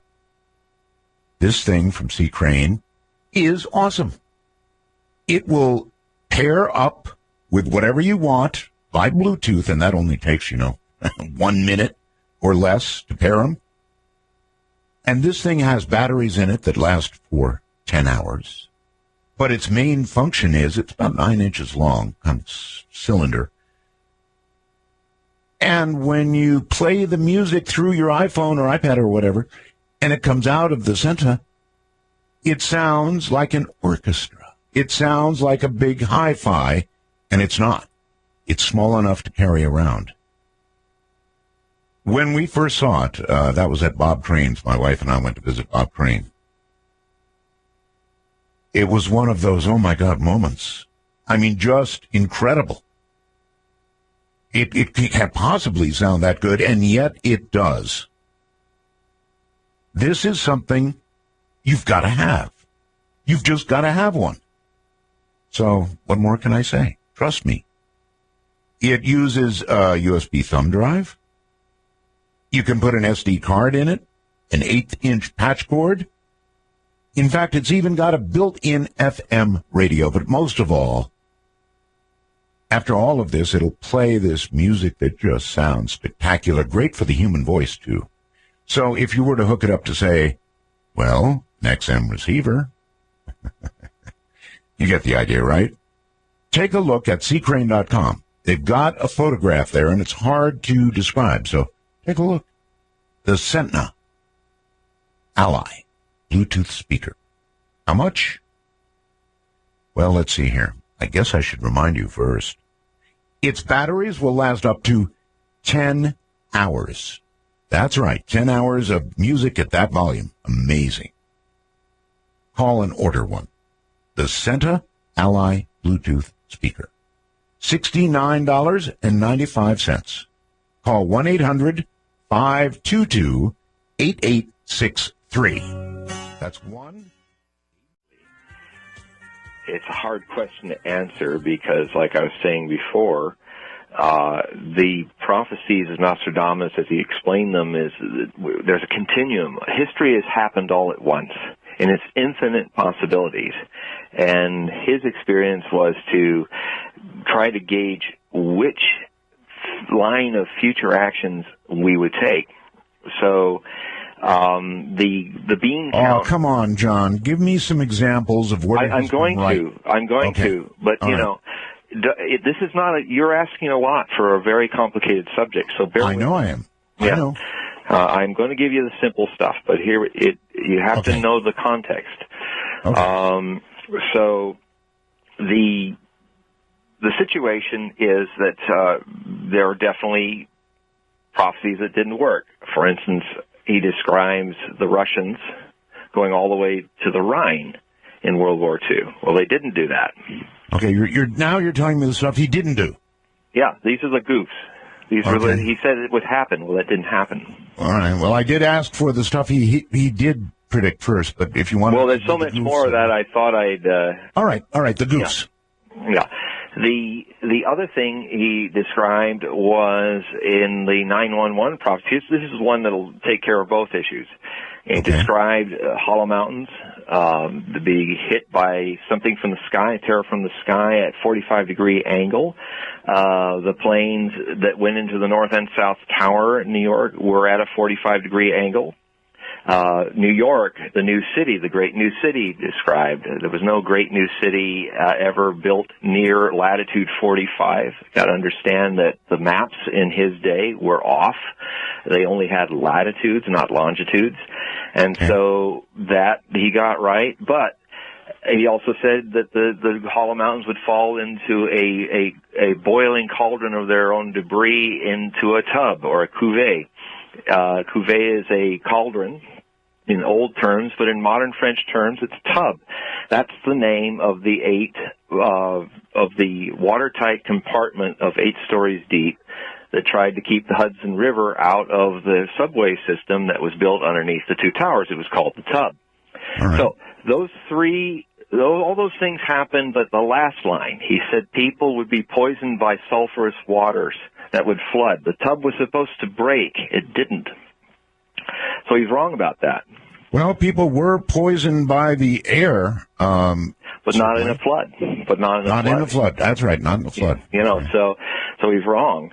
So one can look at that and say, okay, he got it wrong. Or the other, what makes it complicated is we didn't quite go down all the steps of that timeline. It's true that Russians didn't get all the way to the Rhine, but maybe in that vision of an alternative future, the Normandy landings failed. and the attack, which he describes in great detail, that happened in August 44, where the Allies landed in Provence, his homeland. A remarkable string of prophecies describing the maneuvers of the Germans, the French, and the British, all the way up the Rhone River Valley, where they would meet the Russians on the Rhine. Well, that could have happened if Normandy failed. He also described that the way that Hitler would incorporate lands into Greater Germany, he got them all right except Switzerland. He said Switzerland would also be united, the German cantons of Switzerland. Well, that didn't happen. So rather than just brush it off as, oh, well, he got it wrong, which he did, I, as a researcher and a scholar, a rogue scholar, to look deeper into that and just see, is there any evidence that the German cantons might have wanted to become, like the Austrians, a part of Greater Germany? Well, they did. It was a very close vote. There was 70,000 people in the Swiss Nazi Party that were working as hard in the Swiss German cantons as the Nazis in Austria were to pull that part of their country into the Greater Reich, and they failed. But they were trying. Okay, you got a lot right. And if he didn't get every part of something right, I don't think that necessarily destroys the value of hitting the prediction just because there was one little tiny part of it that didn't come true. Well, and that's also my feeling, and I think what it also shows in people that say, well, if he doesn't get 100% right, then I'm not going to agree with it, or I'm going to blow him off. I'm thinking, well, that says more about the person saying that and their attitude, the way they filter things, than it does about actually whether Nostradamus got the thing right or wrong. In my estimation, it says that's a person who's using the term skepticism in the negative and who doesn't study what the word actually means. In Greek, it means to investigate, and do so without prejudice for or against. I mean, there's equally people that daily write me everything around anything that comes into their head, they just say, Nostradamus saw it. They're blind believers. And they're just as off the mark for me as the many skeptics and who are more cynics than skeptics. They don't understand the word skeptic. See him only in negatives, and there's people who can't see anything wrong with what he says, and they're both wrong about him. He's somewhere in the murky middle. The murky middle. Well, murky middle is still pretty good. I mean, if you try to predict the future, you'll find out very quickly, if you had enough time to actually view whether you were right or wrong, that you're mostly all wrong. So, so what he did was absolutely amazing. There's no question about it. Any other hits or misses? Yeah. I mean, he would say at a time when people were in bullock carts and there was no electricity, he talked about the force of lightning, which is so dreadful to the rod, shall be with great efforts by man contained and controlled and then suspended in the air. Wow. He talked about there'd be great air fleets in future battles piloted by half pigmen. You would hear their chants and demands on the very air itself. That's amazing. And so everybody understands, these were made in what time span, please? From 1555 to 1566. So that's some pretty good stuff, because you couldn't even imagine half of that then. Two great scourges would hit two city ports on the ocean with an invisible plague, and the date is probably upside down. It's dating Hiroshima. He talked about how in this French Revolution, prophecies are quite remarkable. He names people outright. He calls Louis XVI's Capet, which was his name that they forced upon him when he was deposed. Citizen Capet, he says, elected Capet will do this and that. And it's like only somebody knew that intimate experience or that intimate information who could see that in the future could say it. He also said that at that time when they destroy the king, they'll think it's a new age, and they'll think it's such an important thing that the vulgar people, the peasants, and the non-royalists, because he was a biased royalist, He did not like what was happening in the future of the kings. He said, in the year 1792, they will consider it like a new age, and they'll create a new calendar. That's exactly what they did in the year 1792, after the king was deposed and turned into a constitutional monarch. And before they killed him, which Nostradamus describes also in detail in his prophecies in the following year. There's the thing long ago forgotten shall be rediscovered by Pasteur. He will be considered a near godlike figure. Before and after, he will be much maligned and by scandals that are foul. Louis Pasteur, and he also said in that prophecy this would take place when the current lunar grand transit comes to completion. Now, if you're an astrologer, you understand that he's dating it to the end of 1889. So there's only two times that Pasteur is mentioned in the Bible. One's the pastor of Rome, so it's obviously the shepherd of Rome, in Latin, pastor. Right. That leaves one other person who did something in 1889, discovered something that had been long ago forgotten and rediscovered by a man named Pasteur. He does it in 1889. He's called demigod. Actually, the British Encyclopedia Britannica called him le demi-homme. In the French term, that means demigod. And in 1994, his legacy was besmirched when somebody read and published his letters and notes of his experiments and on vaccinations and discovered that he did not use animals, but he used almost solely street urchins. Poor children on the street were his guinea pigs. And so he was dishonored. So there are those things are remarkable. Nothing short of remarkable. For him to have made those predictions when he did, and for us to have seen them come true. Well, and I love how people who make a career putting Nostradamus down, I love how they're kind of predatory. It's like if you look at Nostradamus' prophecies as a big herd of wildebeest, and you're some skeptical lion, you're not going to go against the horns of the really powerful wildebeest. You're going to take the weak ones, the ones that are open to interpretation. You're not going to actually have to answer for these things. And when they do, they're so lame and so I do a lot of work with prophets, and there are a lot of them that I've dumped over the last 30 years because they just weren't for real. This prophet is a lot of trouble for me because it's a lot of study and work. And if there wasn't anything here, I would have dumped Michel de Notre Dame a long time ago. All right. Is there a modern, has there been since his time anybody that you would consider to be in the same class as Nostradamus? Well, the problem is that if you ask that question in 1556, and when Nostradamus was just in the midst of publishing his serialized prophecies, nobody had the idea then that he would be this great prophet, because it takes time.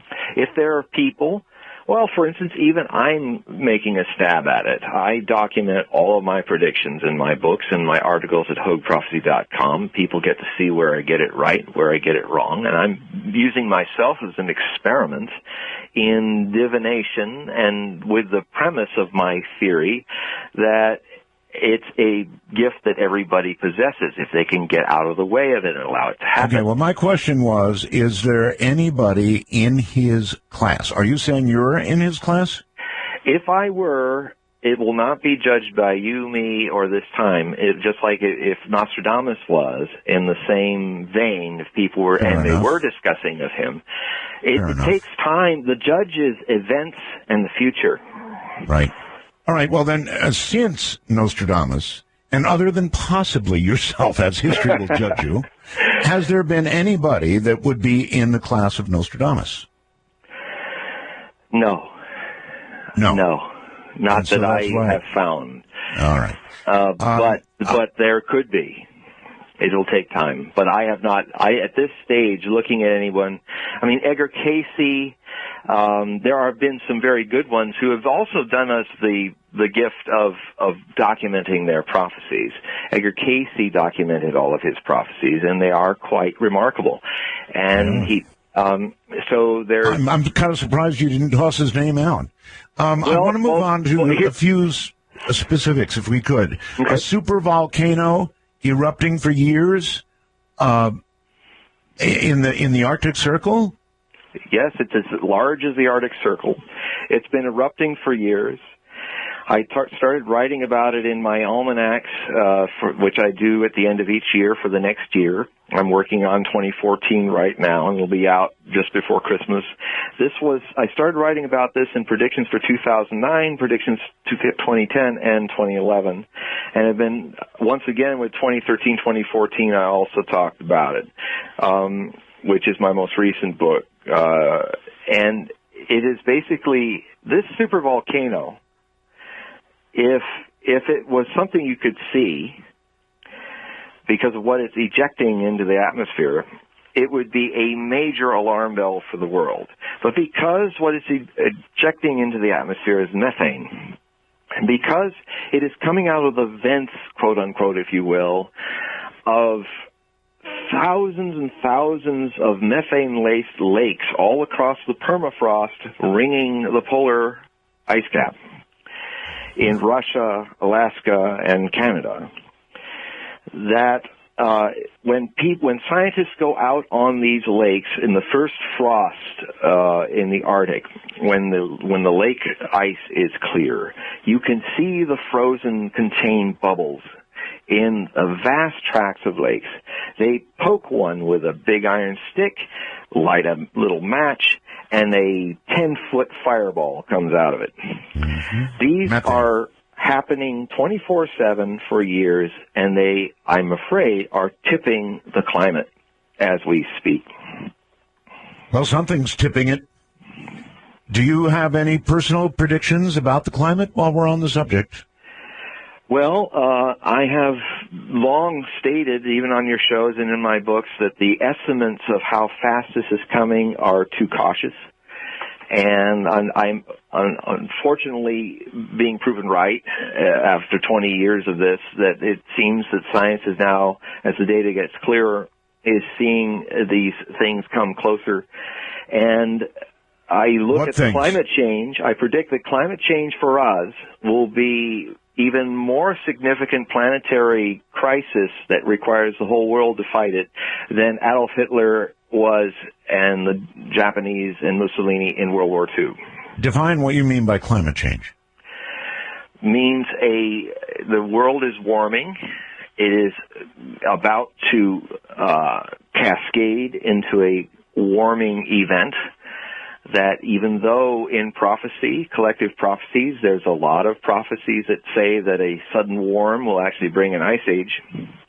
That's in prophecy, in many traditions, but equally there are other predictions that indicate the other timeline is that it just starts warming and we create artificially a Permian extinction, which is where, and just today, just actually an hour before I was talking to Art on Russia Today, they had a climatologist, Benson, from the University of Bristol, talking to Tom Thurman, or Thurman, I can't remember his name, and his Big Picture show, talking about how more and more science is coming out even today, declaring that we are now triggering a cascade of venting this sort of greenhouse gas from our own artificial tipping of the scales. We're now starting to tip other larger sinks or pools of this trapped gas into the atmosphere. The permafrost volcano, if you excuse my metaphor, is one of them. The supervolcano of methane. There's even a more volatile greenhouse gas that captures the sun's heat and keeps it like a greenhouse inside the atmosphere.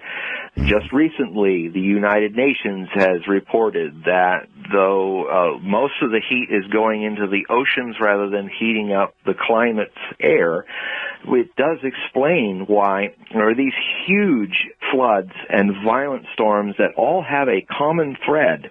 They are full of rain, full of great floods from Boulder, from just a few days ago in China with the typhoon that just hit, the second typhoon in a length of a week. I mean, it is, this energy is being trapped by the ocean. The ocean is evaporating into the atmosphere. This is fuel for all the storms getting stronger. I mean, that's going on, John, but also the ocean is rising, and yes, there are islands in the Pacific that are virtually disappearing. Parts of the Philippines have had floods that you just cannot imagine unless you're either there or see an awful lot of footage of it, and we don't in the U.S. because we don't get a lot of news, frankly, of the rest of the world. But the oceans are indeed rising. Our own coastal cities had better watch out, and all of this is changing. I see it as well, and I don't think you need to be a prophet to understand what we're headed for. You know it's dangerous when you don't need the prophets anybody to tell you when the future is on your doorstep. That's right. All right. There was something about Nostradamus and extraterrestrials, was there not?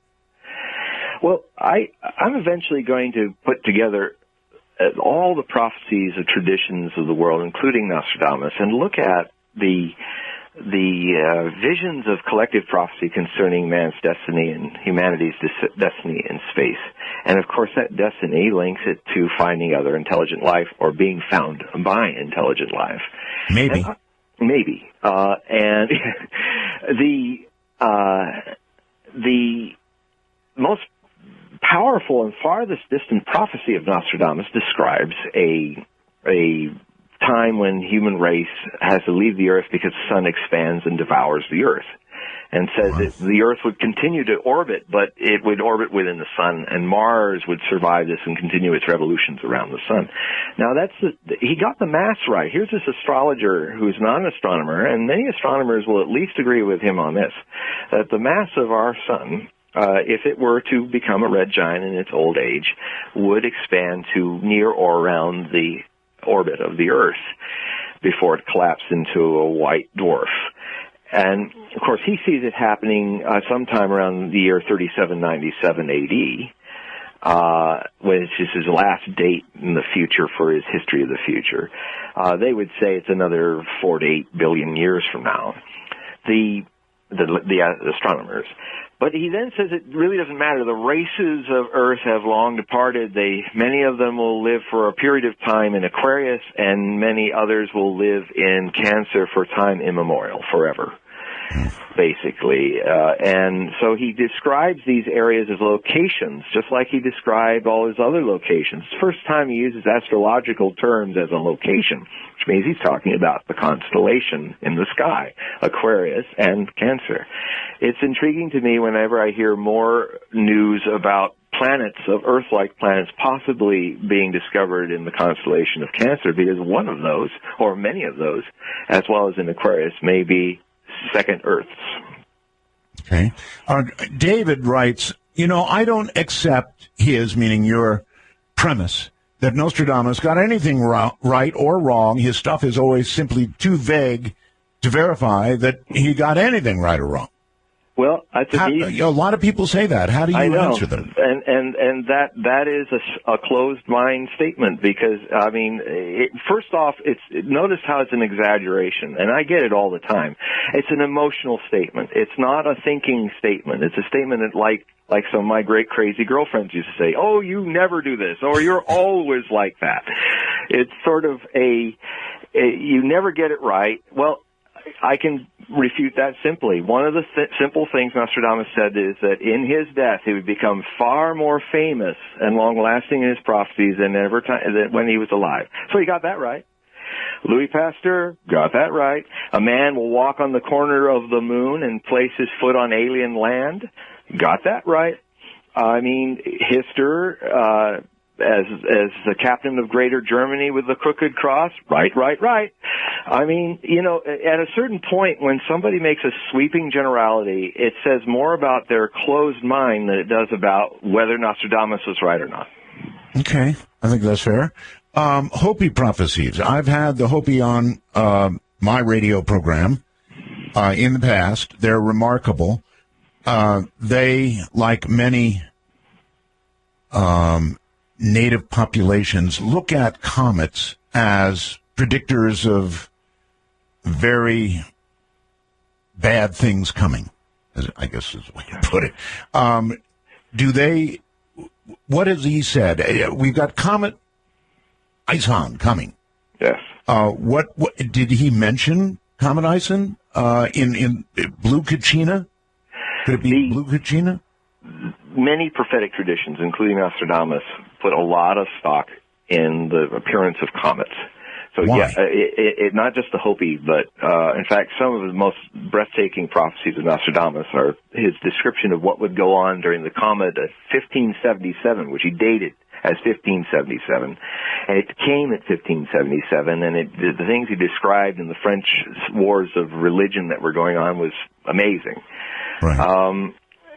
So he also talked about a great comet related to a great comet falling that's either a portent of an actual comet or it's actually some spaceship falling out of the sky like Columbia, or it's a missile falling out of the sky, because sometimes he describes the comet dragging a trail of sparks. Or it could be that the comet is supposed to happen when his third and final Antichrist is annihilated. And it's intriguing to note, as I do in my book Nostradamus and the Antichrist, which is also available at HogueProphecy.com, I described, after a 25-year study as a detective to find out who are the candidates for, because it's supposed to be in our time, the third and final one. It's dated for our time. John, I have a question. I'm sorry. I've got it. And it's why. Why do we regard comets as portents of doom or bad things? Why? I think it's in our cellular memory, if you ask me personally. My meditation on it over these years is that when comets crash into the Earth, it usually completely upends the whole ecosystem and ends one race's dominance and brings in the other. It ended the Mesozoic and brought the Cenozoic and the mammals after the dinosaurs died. I think in some way, I mean, Tom Robbins has talked about it in a funny way, but I think there is a kind of matter memory in us, in ourselves, that we don't, that, you know, in fact, one of our classic shows, and you don't need to push your button,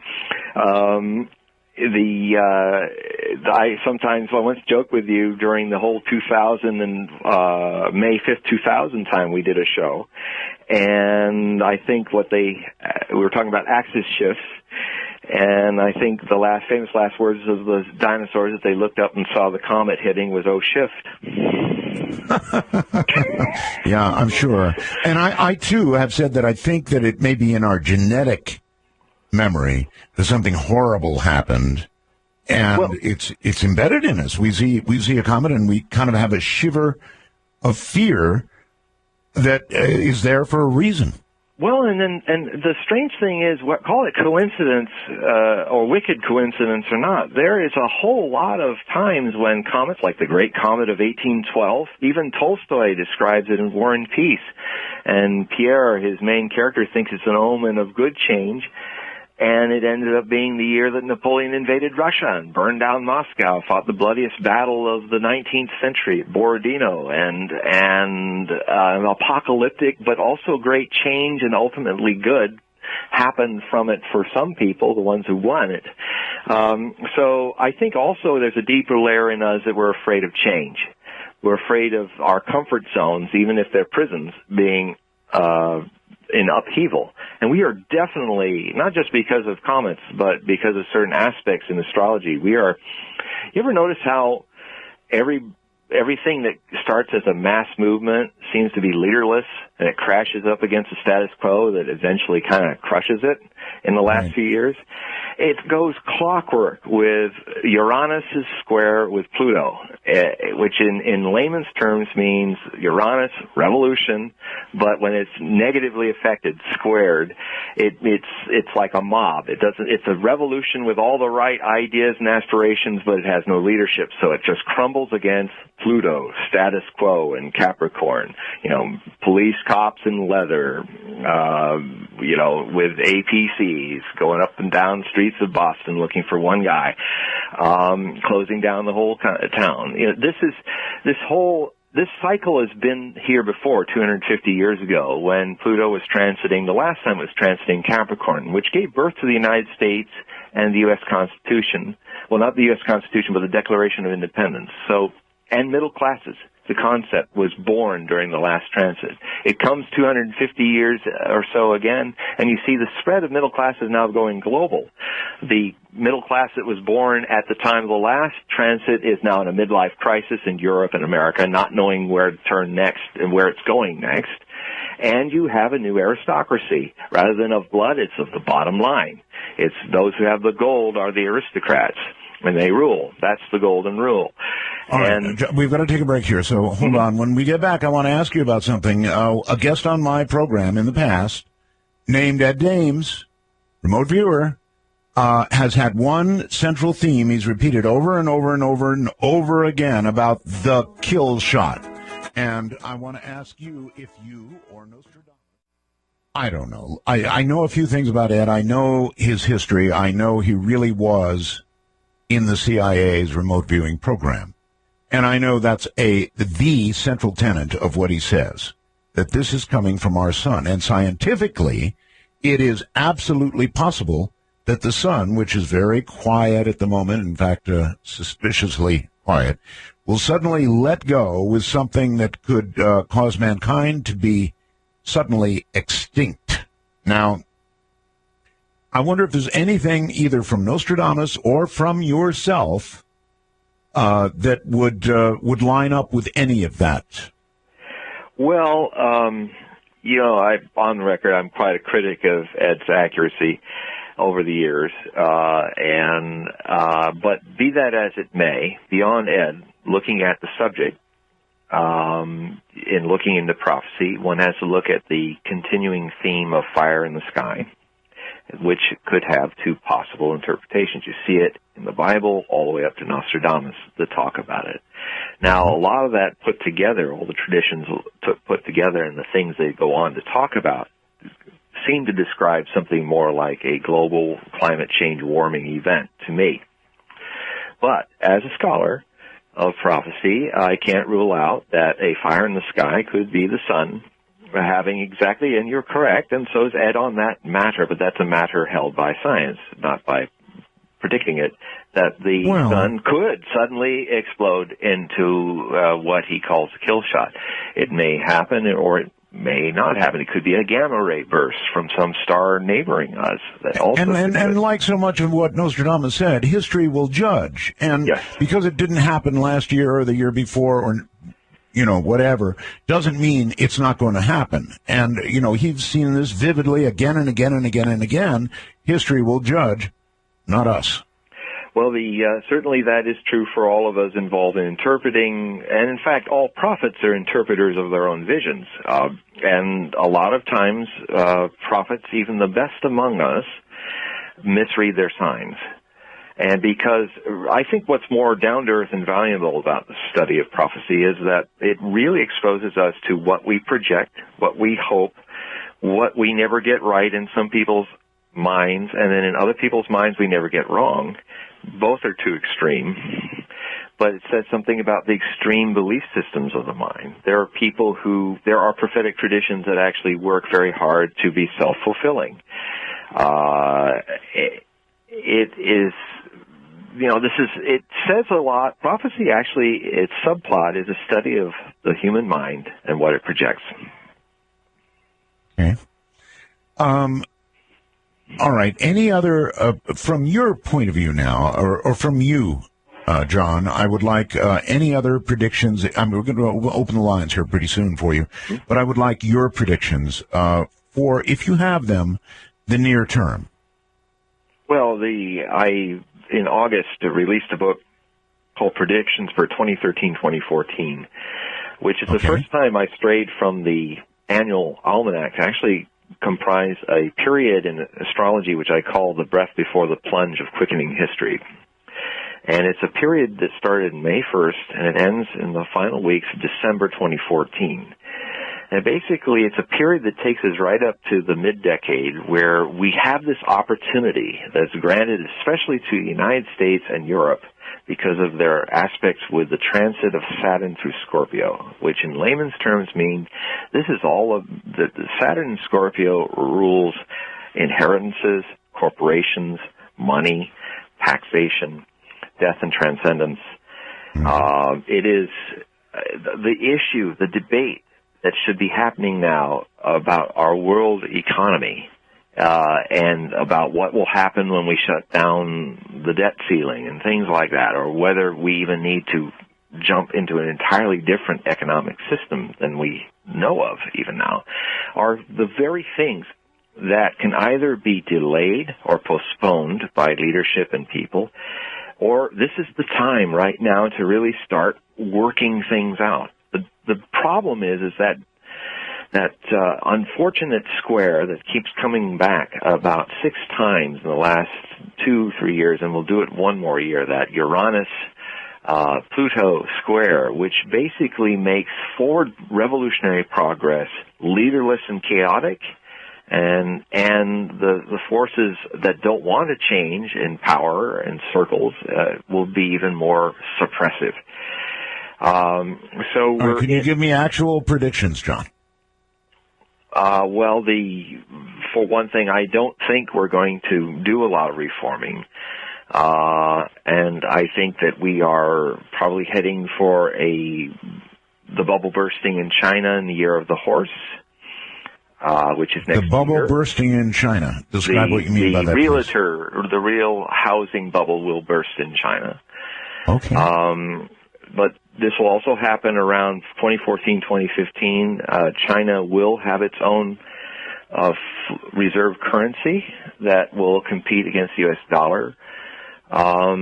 We are going to see a greater and greater inference of floods and extreme weather, that extreme winters and extreme summers. The only thing that you will say is constant is that it's not natural. And there is, fortunately, some awareness that's beginning to happen in the circles of the United States power. I also said that the next 3 hurricane seasons, that New York and Washington, D.C. are going to be visited by hurricanes as significant, if not larger than Sandy, in the next 3 hurricane seasons. My past time at doing that was in 1998 when I got on Sean Hannity and Colm's show after production. Actually, it was 99. I wrote it in 98 for a book called 1000 for 2000 Startling Predictions, where I said the first 5 hurricane seasons in the new century, one of which would see either Miami or New Orleans destroyed by the first superstorm hurricane. In the 5th season, Hurricane Katrina hit, and although it didn't destroy New Orleans, it definitely flooded it. And close enough. Yeah, so when I haven't done one of these seasonal 3 seasons, 5 season things until just recently, so I hope I'm wrong.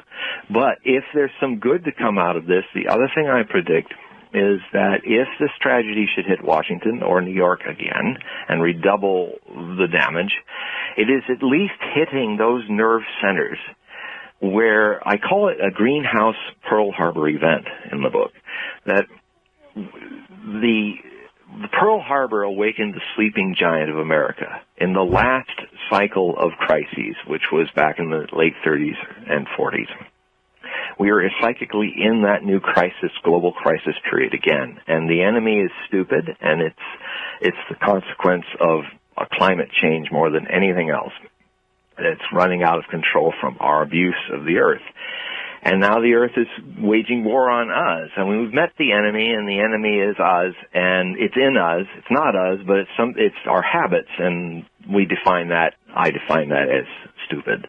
All right. Well, a lot of people are going to say, you're stupid, John, because you're talking about climate change, and climate change is stupid because it's not getting warmer, it's getting colder, and there was a recent report that said it's getting colder, and so the whole thing is stupid. Well, that was stupid talking. That's my response, and I will. I'm telling you right now. I'm telling you right now, I watch messages, as the show progresses, and as soon as the words climate change come out of your mouth, you might as well light a firecracker and throw it in the middle of a crowd or a stick of dynamite. Climate change. Okay, there's 3 firecrackers. Yeah. Well, trust me. Yeah. I'm right about that. I know you are. All fired up. It's not just you, Art. It's my own. You should see what I'm seeing on my screen now. This has been going on for years. You go against the wind of what people want sometimes with prophecy, and it's part of the occupational hazard that you will get people who will wildly love you for stuff because for a while it matches their biases, and then you'll get people because you're not living, your prophecies aren't upholding their hopes, it's upholding their fears. They'll hate you for it. I know. That's part of it. You got, if you got, this you've is a got hot to get kitchen. thick skin. You've got to learn to live with it is what you've got to do. Yeah. And I embrace it. It's my karma and freedom to be in this field. And I get it even worse because I make political predictions that get everybody upset with me. I know I'm doing my job when I get all left, right, and center upset with me. I've made presidential predictions since 1968. They're documented. I'm now 12-0. You want to make one now? Is it going to be Hillary next? I'm still not there with it yet. I usually make that prediction about 18 months in, and I am still delving into it. I think it hinges a lot on what's happening in next week with the shutdown of the government turning into the debt ceiling thing, and whether that creates a backlash for the midterm election primaries that might actually... Wait a minute. You're saying that you're waiting for events to show you who's going to be up and who's going to be down. No, that's not good in prediction field. Well, no. All right. Now, come on. You gotta look at my website and see that when I made the prediction that Barack I've got Obama... you here on the phone. I don't need a website. I know. I've got you. Okay. It's like my book. Well, let me speak. Sure. If you go to HogueProphecy.com, in 2007 March, I described who would be president and how the two people that would run and how one would lose it, Hillary, if she didn't deal with her Iraq war stance, and Barack Obama would use that to come to power too soon. And he would be not ready for the job, and because his destiny was to be president in 2012. Now, I've been saying, documented on the thing, that I have a very strong feeling that you will see Hillary try again. Although I think that's waning, I do think Jeb Bush has got a greater chance, and I do think it will be a Republican in the next period. I'm just not clear yet. It's like, I understand the bias. You have it, everybody has. It's like, push a button and give me a prediction. If I were doing this, I could do that for you. But I like predictions. Everybody doesn't. One thing about Ed Dames, even though he's wrong a lot, he sticks his neck out and he makes the predictions. I guess. Well, so do I. So do I, and I even documented. Okay. I even documented in writing. Well, I mean, Ed's are too. They're on the broadcast, so they're But you can look at my documentations, and you'll find that they are about 80% right, where Ed's are not. All right. Give me a sense of your 80% hits. What have you been right about? 12-0 on the predictions for presidents. I make the prediction at least 18 months in print before the election. I base it on the popular vote. And so that's one. That's 12 of them right there. I predicted in this book, 2013-2014, that using the astrology, I said and I said this in early April of this year, I said there was going to be a chemical weapons attack in early May and late May that would be used as an excuse to try to get into Syria, but for NATO. I'm sorry, you made that prediction when? Yes. I made it in April 10th. April 10th. And it happened at the end of April, and it happened at the end of May. I then reminded people at HogueProphecy.com because I had made it earlier that these things had happened. I also predicted that there would be the most significant period of danger in Syria would be around end of August into October. Fortunately, that did come, but we verted that for now because it's not written in stone. Things, one of the things you do when you make predictions that millions of people read is you actually start changing the future. I mean, I have people even in Obama's cabinet that read me, and the CIA, and other places. How do you know that?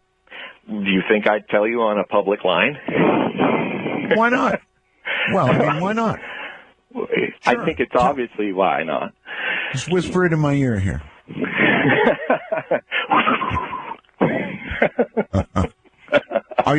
You really know this to be true? Yeah. And they wish to remain anonymous. Of course. Of course. Okay, so you've had some, they're all what you've given me, except for the presidents at the beginning. The rest of them have been pretty near-term predictions, you would admit, right?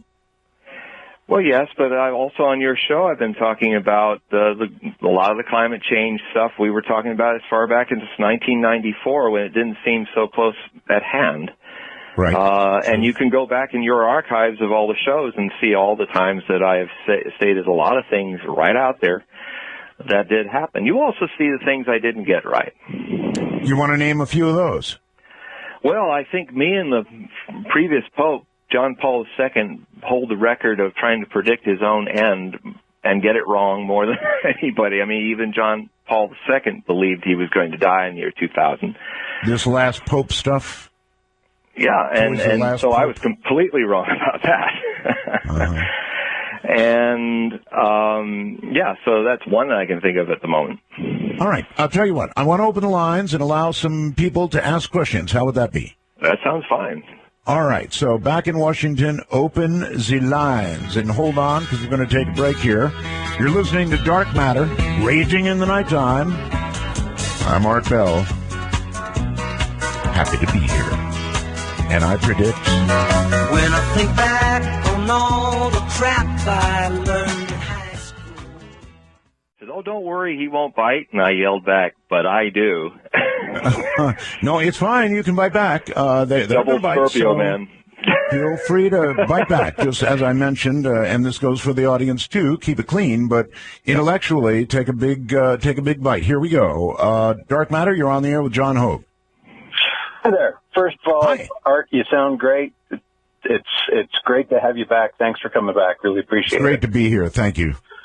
You guys were talking about Last Pope just briefly. That book is just for the biographies on the popes. It's still worth it today. I think nobody could have predicted what would have happened after 1999, 2000 that may skew the prediction there, but the book for the history of the popes is really worth it. Are you speaking about my book? Yeah. Oh, all right. Yeah, The Last Pope, The Decline and Fall of the Church of Rome. Yes. Yeah. The question that I have for you, John, is not so much who's going to. It's an American political question, and that's: do you think we're going to see this election cycle? Well, not the midterms. When we get to the presidential, are we going to have two parties or are we going to have three? Are the Republicans going to throw the Tea Party out and we have three parties, or are the Republicans going to be able to swallow and manage this Tea Party problem, and we're going to have our regular binary choice, or is it going to be a three-way choice? Oh no, I think that's a great question, John. Yes, and I finally can get an opportunity to say something very distinct and unveiled. Yes, there's going to be a split. I've been writing about it for 3 years, and I have never considered, and I'm a former Republican. I've never been a Democrat. I have, in viewing the future, I've always thought the Republicans had made a kind of Faustian choice to bring in the Tea Party so that they could attempt to take back the House and the Senate. The thing I've always cautioned the Republican Party is that the price is that you have to follow the Tea Party's view. And this is, I've always said the Tea Party is its own party. And I think in its own evolution, it needs to actually become its own party. And it will. You're predicting that is going to happen? The Tea Party will split from the Republicans and become their own party? Yes. Wow. I guess that's possible. We'll certainly write that down as a prediction. Yes. My goodness. All right. Dark Matter, you're on the air with John Hogue. Hello. Good evening, gentlemen. How are you? Just fine. I'm good. Great. Great. My name is Kelly. I'm a sensitive, and I have a question mainly about the Mayans. A lot of people that, in my opinion, have, I guess, researched, the Mayans. They thought that the world was going to end around the year 2000. Of course, that wasn't true. They never predicted that. Right. So here's my question. They talked about it in a 25,000-year cycle, as if every 25,000 years, some sort of big thing is going to happen. Well, actually, sorry, just to interject. Sure. And we'll go back and forth. Definitely, but I just got to qualify that the 13th back-tuned cycle is a little over 5,000 years, and the concept of 25,000 years is often coming from what I would call the gringos from the north, who even some of them even try to say they're reincarnated Mayan mystics who have made quite a run on books on this subject for about 3,000 titles in the last 25 years. Right. I made a point to wait until 2012 was over, and then I wrote my book, Nostradamus 2012, The End of End Times, a month afterwards to say, what happened? Sure. That makes sense. So I guess going a little bit further into my question, being a sensitive, I've been feeling some really strong energies, I guess, is basically the only way to put it, about something is going to happen here pretty soon. Yes, it could be, the global warming. It could be anything. It could be a culmination of all of the things together. So here's my question. What do you think will happen in the next, say, 10 to 15 years when it comes to people becoming enlightened, people understanding what's really going on, the fact that we're really destroying the only planet that we live on? And what do you think we can do to fix it? Okay. First off, there is no collective enlightenment. If you're asking me as a person on the path of meditation, my experience is that there is no collective enlightenment any more than there's such a thing called a forest or a humanity. These are tools of communication that we have turned into identities that makes us ignore the real source of enlightenment, which is one individual at a time. Now, so we're not going to wake up one morning and all sing Kumbaya and be holding hands. No, because the very nature of the mob psychology is unenlightened. It tends to look at how masses of people behave. Do you see an army of Jesuses, an army of Buddhas, an army of Muhammads? You might see an army behind Muhammad, but Muhammad's all alone. Buddha came alone. Jesus came alone. The great teachers have always been on their own alone. They may gather a multitude of followers and even be the cause of religions being created. But the very phenomenon of enlightenment is alone. It is here now and only with you and nobody else. Now, okay, so if you don't see the strange paradox, the cosmic joke of this is, if enough people take on the responsibility of their own self-awareness, and there's prophecies that look at this, you will see as a symptom of more and more people working on themselves, a change in consciousness. But if it's sought, if people work on themselves to change the collective, that's another subtle form of missionaryism. And it doesn't work that way. Buddha didn't go out into the forest to find his enlightenment so he could help the world. He wanted to find out how he ticked, and then ended up later being a bodhisattva, a person who helped others. But he did not go out there so that he could aggrandize himself as some Mother Teresa or something. All right. Dark Matter, you're on the air with John Hogue. Hello. Hello? Yes, hi, you're on the air. Hello, Art. I got a question for John. Sure. John, since you're a little kid... Yeah. Right. I think that was an attack. It was some kind of an attack, John, but it was not well executed because the you usual couldn't moronic hear. slam. Yeah, he said something dumb, and unfortunately, he didn't say it clearly. So, que sera. You're on the air with John Hogue. Yeah. Hi, Art. How you doing? Okay. This is Jim from Southern Arizona. I want to say you still have a spring in your voice. Thank you, Jim. And I think that's the result of doing what you love to do and do well. I think those young ladies in your life are really, a daughter does miracles for people. It did for me later in life. Right. They do keep you. So do you have a question for John? Yeah, I wanted to ask John. I'm incredibly impressed by your research ability, and I just wanted to know, do you regard yourself kind of as prophesizing or prognosticating, or your research ability and history does repeat itself? Do you regard yourself as just a really gifted researcher, or do you think that you do have a little more insight than the average? Well, the answer is yes, and yes. Okay.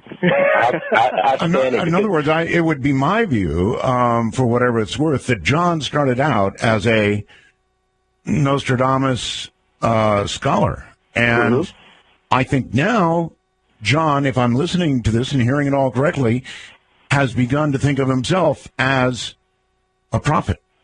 Okay, well, I'll agree with that. I'm a Buddhist myself, but I think that I think he's very gifted in what he's looking at. Well, here's the thing that happens, I think, to explain how this evolution from my own side has happened. It's a subjective science. It's about the subject. It's about the person who makes predictions. And if one goes deep into prophecy, one has to, at a certain point, encounter the mystic theurgy inside oneself. One has to start. It's just like if I were an expert on love, but the strength of my expertise was that I never loved anybody, because I could then be objective and look at love from afar. In the more subjective world of life, that would not qualify me to know through experience anything about love. If you're going to know about something as subjective as prophecy, you have to immerse yourself totally and deeply into it. You do have to become your own Nostradamus. Agreed. And I would say, Art, I would beg that you have this gentleman on for the New Year's show.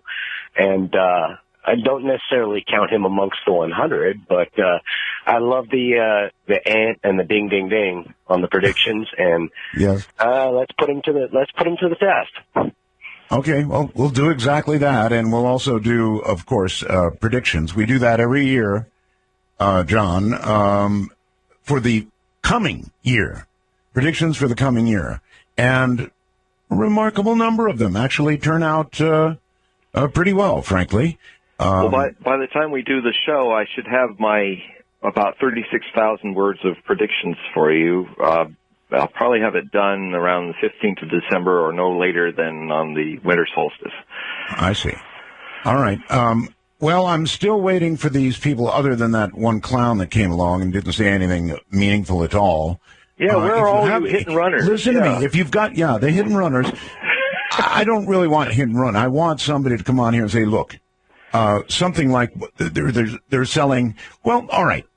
They're trying to sell me on this screen that, he's just selling his books. He's just mentioning his books again and again and again. He's mentioning his books. Well, all right. If you want to say that, say it here. Yeah. And then I actually have the guts to come on here and say it. You're on the air with John Hogue. Hello. Yes, hello. Hi. This Art. Hi, Art. Yes, it is. Hi. Double Roswell's from the great state of Texas there. Thank you. I got a question there for John. I'm a Christian. I studied the Bible a lot, and I was wondering, have you ever studied the prophecies in Daniel and Revelation? Yes. Okay, specifically to the king of the north and the king of the south. What are your thoughts there? Well, in context to what? Well, what's happening now? I know the king of the south and the king of the north there's a history behind it. You can go and you can match them up with Israel and things that's happened in their past.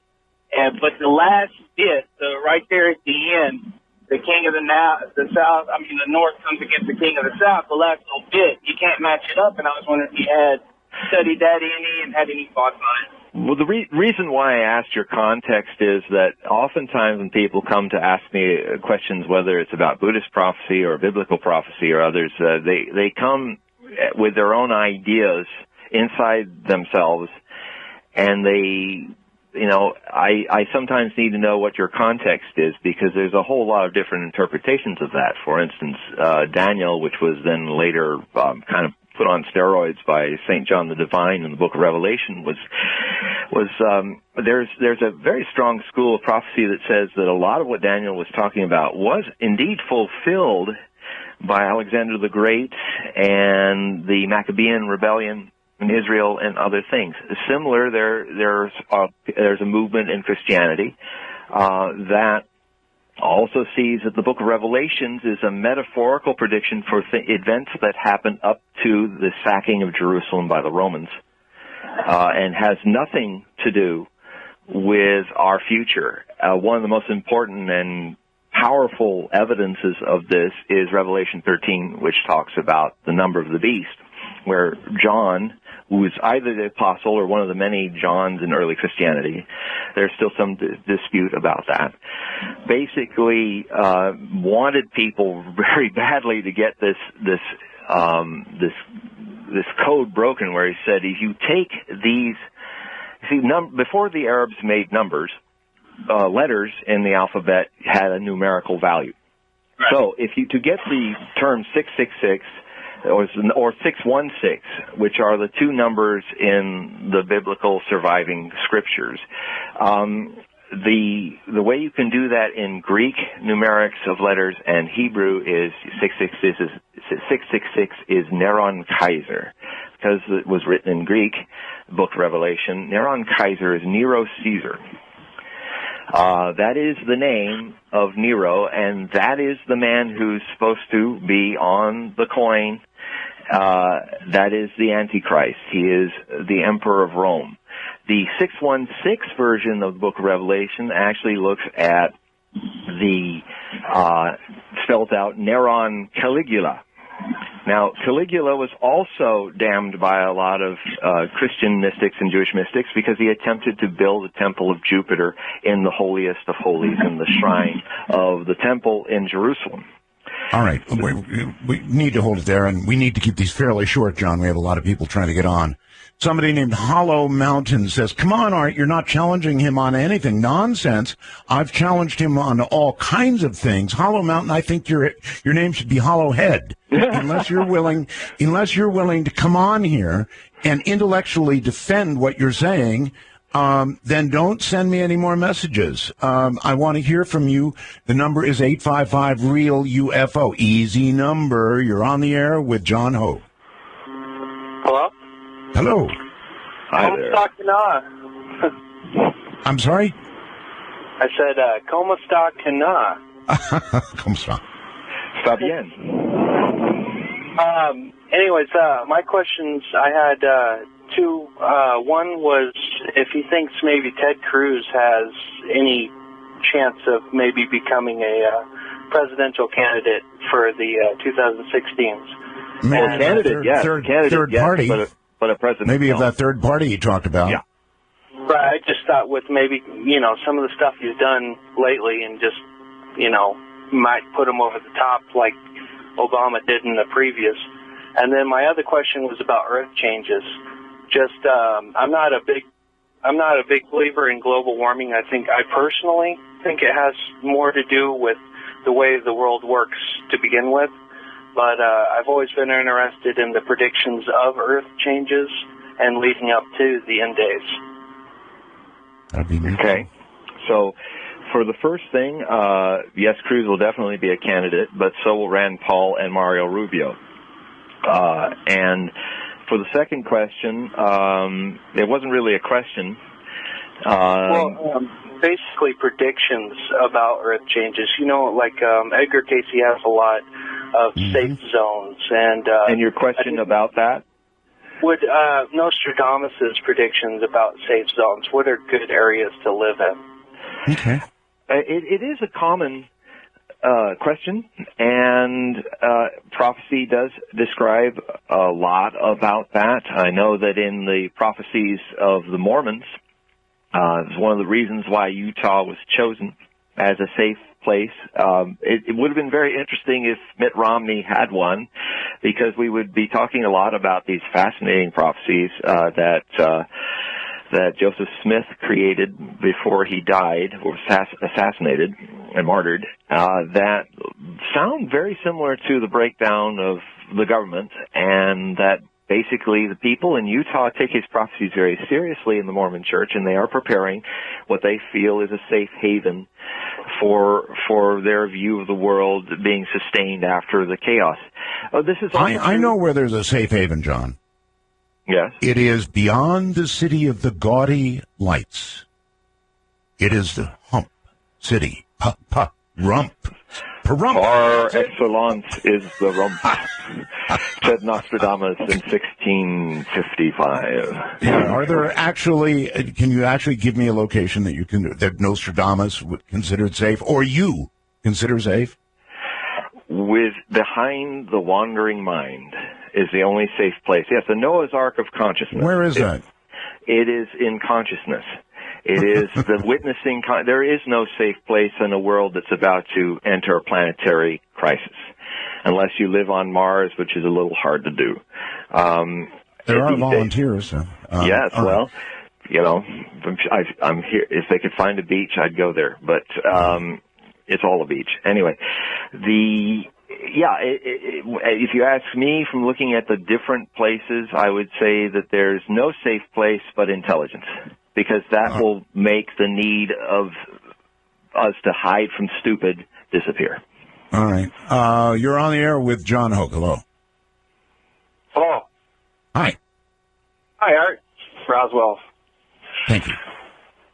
I've noticed that Nostradamus made a statement about the sun, and I think the Bible actually supports that in Revelations. It says death and hell was thrown in the lake of fire forever and ever. I'm sorry, back up. What did Nostradamus say? Oh, we talked about 3173, where the earth would be enveloped by the sun. Okay. 3797 AD. Oh, yes. okay, I'm sorry. It's in the preface of Nostradamus' prophecies, yeah. But basically, the Bible seems to say the same thing, and probably less, more obscurely, or so then it's death and hell, where death occurs on the earth, where hell is located beneath the earth, and the lake of fire, I would assume, would be the sun. So therefore, the lake of fire the earth would be thrown into would be the sun. Well, it's an interesting metaphorical idea. I've never heard it quite that way. That is interesting. I don't think that's probably was intended in the original scriptures, but you know, it's like we're all like picking straws in the future. So maybe that's what the lake means. Maybe. All right. Hold on. This is Derek in Arizona. Hey, Derek. Hi, Derek. Art Roswell. I hope you're not tired of hearing it. No. It's just a shortened way to say welcome back and all that without saying it. I understand. I think it's a good idea. Thank you. I have two questions for John. The first one is, what is the most long-reaching or the furthest out prediction that you have that you're comfortable talking about? Okay. Wow, let's see. Wow. Well, yes, the five evolutions of human politics that will expand the next 1,000 years. Sorry, I didn't mean to laugh. No, it is kind of a... It's laughable. Yeah, that's a huge... I'm sorry. It's a huge question almost. Yes, I'm developing a book on it. A lot of people think, everybody in their own time thinks that whatever they've attained is the peak and the end. It's kind of the hubris of every present period in history. But I look at what's beyond democracy.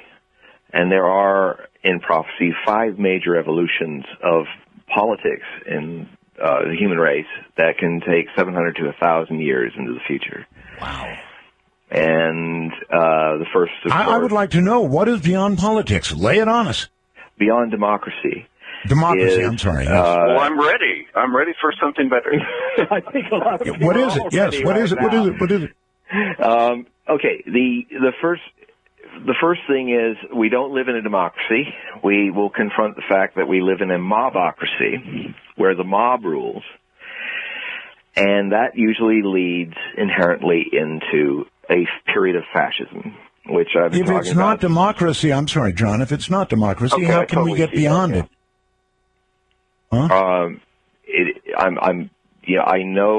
I know you want it quick, but you guys keep asking profound questions. You're going to have a little patience. But you're making a profound. Wait a minute, you're making a profound. I can't talk if you keep talking. I can't go through the process. I know, John, but you destroyed your own premise by saying what's beyond democracy, and then you said we don't have democracy. No, yes, you did. No, let me finish my sentence. Go ahead. I am laying out a picture. You guys want it freeze dry, and I'm going to talk about 1,000 years of political evolution. Give me at least a minute of that 1,000 years so that I can bring this down to an understandable form rather than talk for 100,000 words. What we have is mobocracy. It's going to go through a crisis. It's already going through it, and it will end in fascism, which will then bring us to a republic. A true sense of what this country and what democracies have always aimed to have and have not had. A res publica, based on humanitarian and democratic values. It is a system based on law. Those of the law will rule. In about 200 years after that, it will evolve into what is called meritocracy. And not this meritocracy of preppies of Harvard, but it is where those who have the knowledge and the skill rule. They will rule, and it will be balanced so that it doesn't become another kind of benevolent fascism. They will be ruling because they will, with each step in the learning of how to wield power, they will also learn how to wield compassion and meditation. Okay. That will be followed in a few hundred years by dharmatocracy. That is, those who are enlightened, those who are mystics, those who are Christs and Buddhas and Socrates and Pythagoras and Rabias, they shall rule a governed system, which eventually leads to what I call anarchocracy, which is a form of true anarchy. Not the way it's been completely destroyed by people who think burning things down is anarchy. It means... But where individuals are able to govern themselves. Yeah, that's right. Where it is understood the perfect balance between individual and community freedom and responsibility. So that's in a nutshell what's going to happen in the next 1,000 years. Can I say something now? I'm finished. Okay. You said earlier that we would never get to a great enlightenment. Now you've just told me that we're going to have a period of governance that is of great enlightenment. That's what you heard. I was answering that woman about the period of 15 years. Okay. And so not further out. Yeah, what disturbed me originally was, okay, I'm with you there. Okay. What originally disturbed me about what you said was that I'm going to take you from democracy on up, into the future. And then you said, but we don't have democracy. Yes, I was beginning my analogy is that the first step is to understand. Let me be clearer then, because I'm responsible for you not understanding what I'm saying. To empower communication, one has to be responsible for when it doesn't work, even if, as you all know. So, Let me clarify that the first step is understanding what we don't have but believe we do have. I should have said that at the beginning. Oh, well, that would have cleared it all up. Caller, anything else? You're my editor. anything else, caller? Right, just like we don't exactly have a republic right now, but exactly we think we are a republic. Yeah. Right. Yes, my second question is, somebody I think tried to ask you a question similar before, but the way I would like to put it is, what percentage of your prophecies is from discernment and research, and what percentage is from divination, meditation, or visions? Great question. A lot of what I do is collecting knowledge and seeing okay, here's knowledge that gives me 5 pathways that this thing in the present can go to. And then what becomes divination is that I choose which of the 5 is what we're going to take. But it is based a bit on both when I do that. The other thing is just subjective. I can't explain why I wrote in 1983 in an article that when Reagan was running for a second term, I wrote in the article that he'd be a 2-term president followed by Bush Sr. as a single-term president, and then there'd be a 2-term Democrat in 1992. At that point, I didn't know who it was. Now, why that comes out of my mouth, and it comes out with a certain ease and a certain quality that makes me respect it, because that's usually when it's very effortless. That's usually when it's got something going. In the same article, I almost didn't put it in the article because my buttons were pushed by it. I said there was going to be a guy crawling over the fence, the iron fence, who was going to try to abduct Ronald Reagan in the Oval Office because he was a disgruntled employee. And it happened in June. I said, oh, man, that is just so specific but so weird. And I don't feel good with it, but I'll go with it. I'll hang with it, and we can do the with that one too. Well, it turned out that there was an unemployed electrician who was climbing over the wrought iron fence and was shot and wounded. And when he was interrogated by the Secret Service, he wanted to abduct Ronald Reagan because he was angry about a job. And that's when that happened, I started thinking, wow. That's not coming from my conscious mind, and that's not coming from extrapolating in a futurological way different possible datas and streams. That's coming out of the blue, and I don't know where that's coming from. And so that's about 10% of my work is that where did that come from? Mm-hmm. Okay.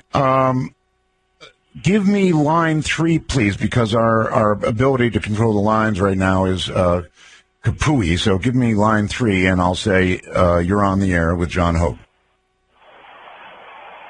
Hello? Hello? Yes. Hi. Art. Hi. Roswell. Thank you. I had a question for John there. I was thinking as he was talking about this with the possibilities of the French or the Swedish outcome in World War II. If it's possible that Nostradamus maybe looked at something the way that the Schrodinger's cat theory maybe looked at stuff. And I'll take my answer off air. Okay. Okay, I don't quite understand the question. Oops.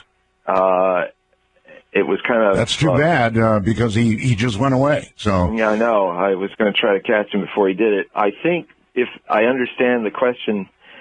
Well, here's what I understand, and I'll just go the best I can with it. One of the most important ways to get into Nostradamus' head is to think like a Frenchman. That's similar to the way Americans think today about the world, that they're the center of the known world, whether they know about the world or not. The French also have a collective conditioning that makes them very arrogant in the same way, and Nostradamus in the 1600s, 16th century, was no less a Frenchman. And so, and even more so, try to see the view from one corner of France that he came from, the Midi, the Provence, the southern end of France. The French Museum of Surrender. Yes, you do. Yes, oui, oui. And And the great prophecies of the Inspector Clouseau will help, but ultimately what happens is if you see the world when the French are involved, its prophecies get very clear.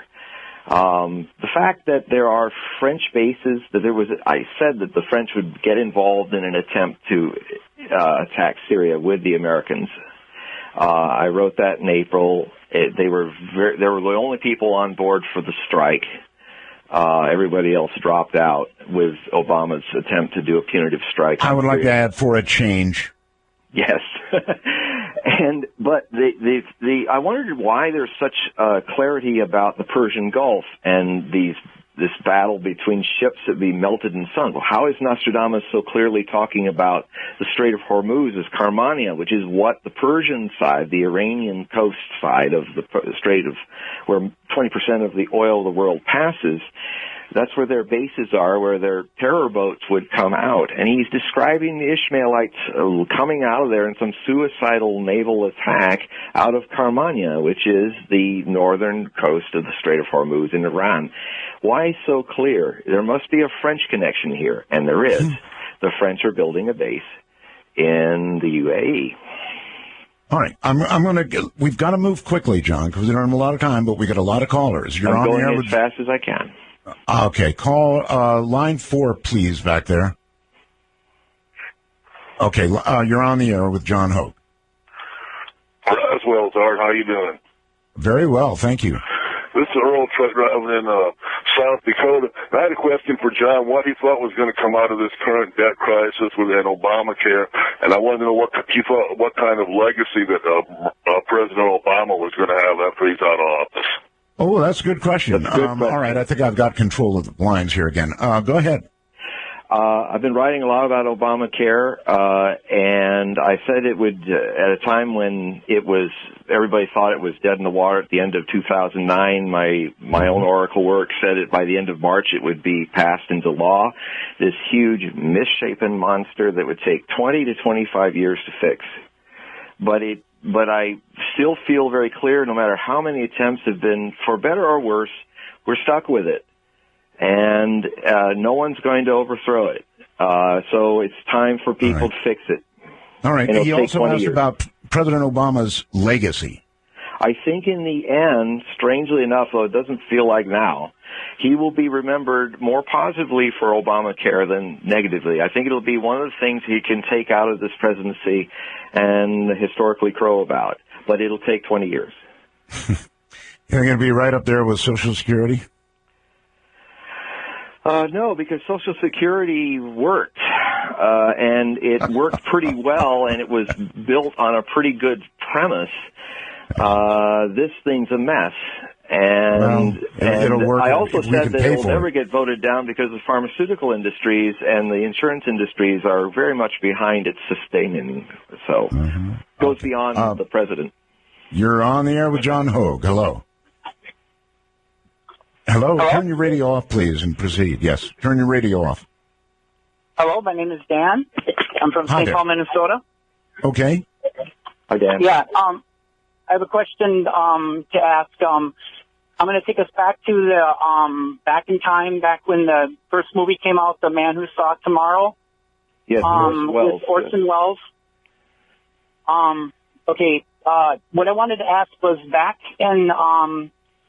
to his first prediction that they made for the future predictions, they said that when Halley's Comet would pass through, that there would be like a worldwide drought or something like that, and then people would become man-eaters or something like that. Yes.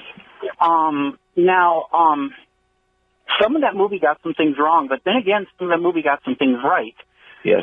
Because there was a Midwest drought, I remember back then, that caused a lot of problems with the drought and stuff like that. Yes.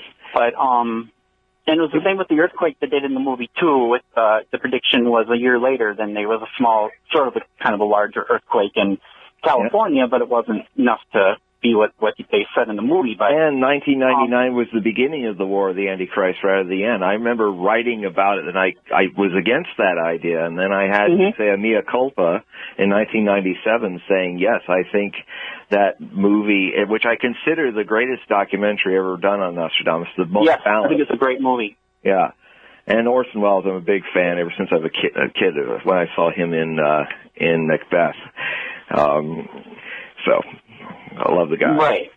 Right. So technically there wasn't really a worldwide drought, right? And then people didn't become man-eaters. No, and they even use that amazing Bruce Pennington painting of the guy crawling with the steel eyes, very frightening, picture from his Ashatus book, which is a remarkable rare book of illustrations based on his Bruce Pennington's vision of Nostradamus' prophecies way in the distant future. Remarkable. I highly recommend people see that book. He was talking about the famine prophecies of Nostradamus, which, of course, they wanted to tag it to perhaps what was going on in Ethiopia at the time that was made in 1982.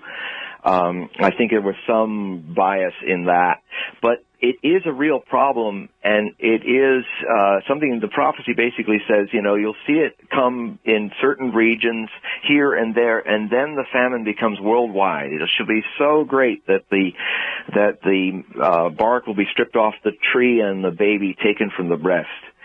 And he talks in the prophecy, there's two prophecies, about this strange pipe that comes through the floor and makes these mountains of grain when people are eating their fellow men. And it kind of gives the idea that there's going to be a lot of people that have lots of food where large tracts of the world are eating each other. And I don't like the way that sounds more and more topical. Yeah. You're on the air with John Hogue. Hello. Hello. Going once. Going twice. Oh, wait a minute. I don't have them on the air.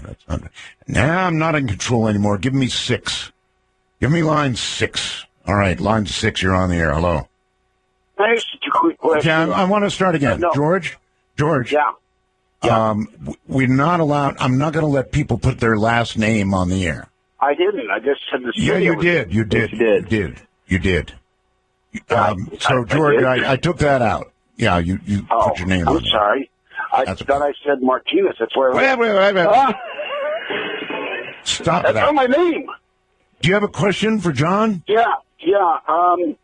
I have about 500 paranormal books on my bookshelves and about 20 on Nostradamus, and none of them agree with each other. What makes you think that you're right and the other people are all wrong? Okay. Well, finally, somebody's speaking in absolutes. I'm sure that if you go back and look at those books, because I'm sure I've got all of them too, because I have just about everything that's been published on Nostradamus, you cannot absolutely say in absolutes that they don't all disagree with each other. That's an emotional statement, and I'm absolutely certain, I put money in the bank on it, that if you go back, every single one of those books will have at least one thing they all agree on. They're all writing about Nostradamus. They obviously agree that he's a very interesting man, whether they want to take him down or turn him into a god. And the fact still remains that Nostradamus predicted he'd become world famous after his death, and he did. So, they're all obviously writing those books because that prophecy is true. Or because he's a really interesting guy. Well, and he made predictions. What made him interesting? Right. It wasn't his rosewater recipes or how he loved to cook black cherries, which he also wrote about. Right. Okay. All right. Thank you very much. And let's see if we can go here. Oh, good. Thank God. You're on the air with John Hogue. Hello. Hello? Hi. Hi. Okay, is it me? It is you. Who else could it be? Yeah. No, you know what? That's really unfair. We're going to do something about this. Poor people who call up, they're always asking, is it me? And I understand why. They have we got many lines, right? We have many lines, and so we've got to do something. I want a big gong or something so people know when they're on the air. Go ahead, ma'am. Oh, okay, Art, you're fabulous. Thank you for coming back. Thank you. My question is about Yosemite and the Ring of Fire, that with Mount Rainier and all that. So your question is? When do you perceive Yosemite going up? Going up? Yeah. Well, the rim fire almost did it. Thank goodness it didn't. We're going to see a lot more mega fires. That's unfortunately that's also in the prophecies about great uncontrolled fires as well as floods. And that also seems to follow scientific climate theory that as the edges of the Earth's continents get more flooded, the interiors, as things get hotter, dry out. So that's one thing. So what was your other question? She's gone. And I don't recall either. So the central question was about Yellowstone, right? Yeah, Yosemite. Yosemite. Yeah, and I said that it almost did, but I don't see it burning up. For one thing, all the fuel that would have done it on the approaches has been burnt, so no, I don't see anything. How about Yellowstone? Isn't there? Yeah. I don't see a supervolcano event happening in our lifetime, but I do see the potential of a subduction zone quake off the northwestern coast, somewhere off the northern coast of Oregon, near Tillamook, about 100 miles out, sometime between the August of 2017 through 2020. Wow. And that is because of a very interesting thing that I'm studying that deals with deals with eclipses, total eclipses passing over a region, and then that region in the next 18 months to 24 months having significant seismic activity. It's something I write about a lot at HogueProphecy.com, and I have my eyes out on what may happen in Pacific Northwest in August when the eclipse. All right. Hogue, hello.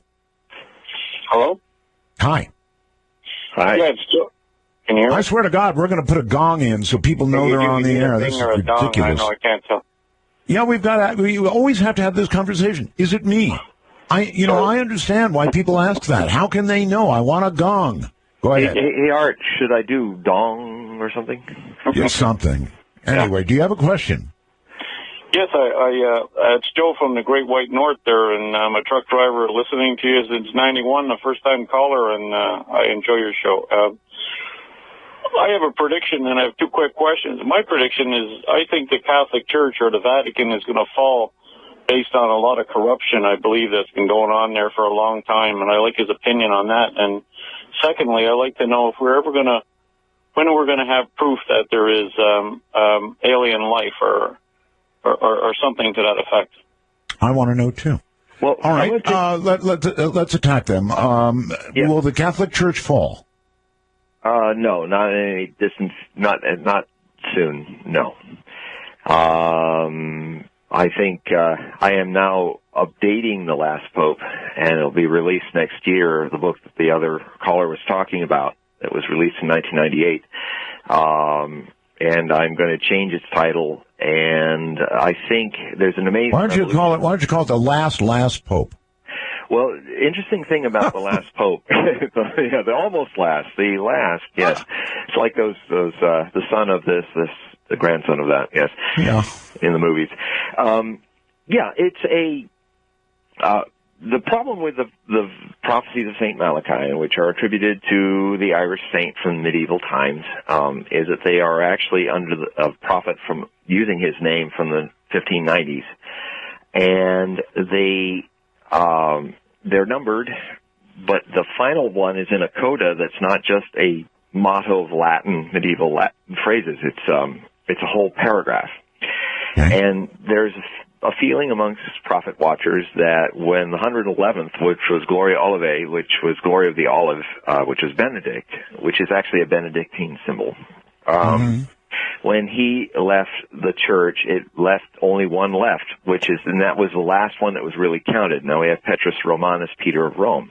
The problem is that there could be 100 popes, because it could grammatically just be jumping to, okay, I've stopped with the list. Now I'm going to tell you what's going to happen to the Pope at Doomsday.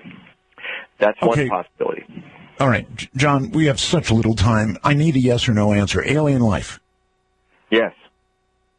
Yes. Excellent. Now I'm tempted to ask you something else, but I won't.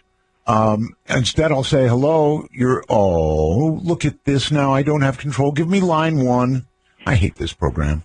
Line one. Yeah, thank you. You're on the air with John Hogue. Hello. Hey, how's it going, guys? Good. My question is, there was the last caller. It kind of stole my thunder. I was going to ask about first contact, but do you see any future predictions or ideas about when that would ever happen, and if so, like what shape, way, or form it would? Well, Art wanted a simple yes or no from me, but actually I was going to actually expose a mistake of mine in predictions that we had on this show. But now that you've re-asked the question, I can talk about something I got wrong. Okay. I said that, maybe I won't get it wrong, but we're getting very close. I said that some of on his show long ago, I said that around the middle of this decade, we would probably find that the planets that we're looking at with our new telescopes will see artificial light or something in evidence in the spectrum that shows a civilization is existing in a nearby world, and that is how we will come to understand that there is extraterrestrial life, and it will become a mainstream understanding. Now, we're getting really close to me being wrong on that. Okay, but not there yet. Nope. So you can't. Okay, you're on the air with John Hogue. Hello. Hello. Yeah. Yes, it's you. Okay. That's what I asked. I'm just going to start saying that. Yes, it's you. Go ahead. Yeah, no kidding. Anyway, my question was about the nuclear reactor problem that they've had in Japan, and how and if it plays into any prophecy at all. You know? Ooh, darn good question. Yeah. It really is a darn good question because these things last so long. These cesium-137 things. John? It's a whole chapter in my future book on Fukushima, and it is a significant situation between coming November, and next November. They are moving these rods out of the pool, which is hanging exposed to the air on a derelict building that could fall over, and I don't see good things coming from that. They're going to try, John. Yeah, I don't think they're going to succeed. So you're actually making a prediction? You're saying they're going to attempt to move and something terrible is going to happen? Yes, I've actually made a lot of predictions tonight. Okay. All right. I would join you in that prediction. You're on the air with John Hogue. Not a lot of time. Hello. Hello. Hi. Yes, it's you. It's me? Yes, ma'am. Yes, this is Peggy and Roswell's Art. Yes, thank you. Yes. Listen, I've worked in the ER for many, many years, and one thing that's always concerned me is that one of these days that there will be a modern epidemic that we haven't seen before. And I personally think we're so unprepared because on any given day, many of the nation's ERs are inundated with, we're understaffed, we're inundated with patients, we're already nearly over the top. And it just, I just wondered if the guest has any thoughts on prophecies on any modern contagious epidemics. Boy, you are so right on the money, ma'am. So right on the money. Thank you. John, we're running out of time. Quick. Bird flu, foreseen by Nostradamus as the many strange birds that come crying today, and then will pass. And they are the first instance of a whole series of apocalyptic events. Woof. So you do see it coming, and you see it coming as that lady soon. I was wrong, actually, in seeing it would be coming. Well, no, actually, now that I think of it, next year is one possibility, although I think I'll be wrong. But yes, it'll be avian flu. Avian flu. I think if you can do that, nail them quick, we can get another one in. You're on the air with John Hogue. Hello. John? Yeah, I was calling about the financial crisis that we're looking at. Okay, and the question is, very quickly. What does he see? Does he see them coming to resolution, or does he see a financial collapse? Okay, good question. Does it go north or south, John? South in 2016. Fiat economy in crisis. Bonds away. That good? Bonds away. That's the way to end a program, John. That's the way to do it, buddy. All right, it has been a blast. I know. It's gritty. I like it. Yeah, well, you gritty. That's what we are, gritty. You take care, buddy. We'll do it again. Okay, Art. Right, Bye-bye. Good night. All right. If I have to have one more conversation, I used to have to tell people to turn down radios. Now it's very rare. Now is it me? Am I on? Is it me? If I hear that one more time, I'll be going to the ER. Good night.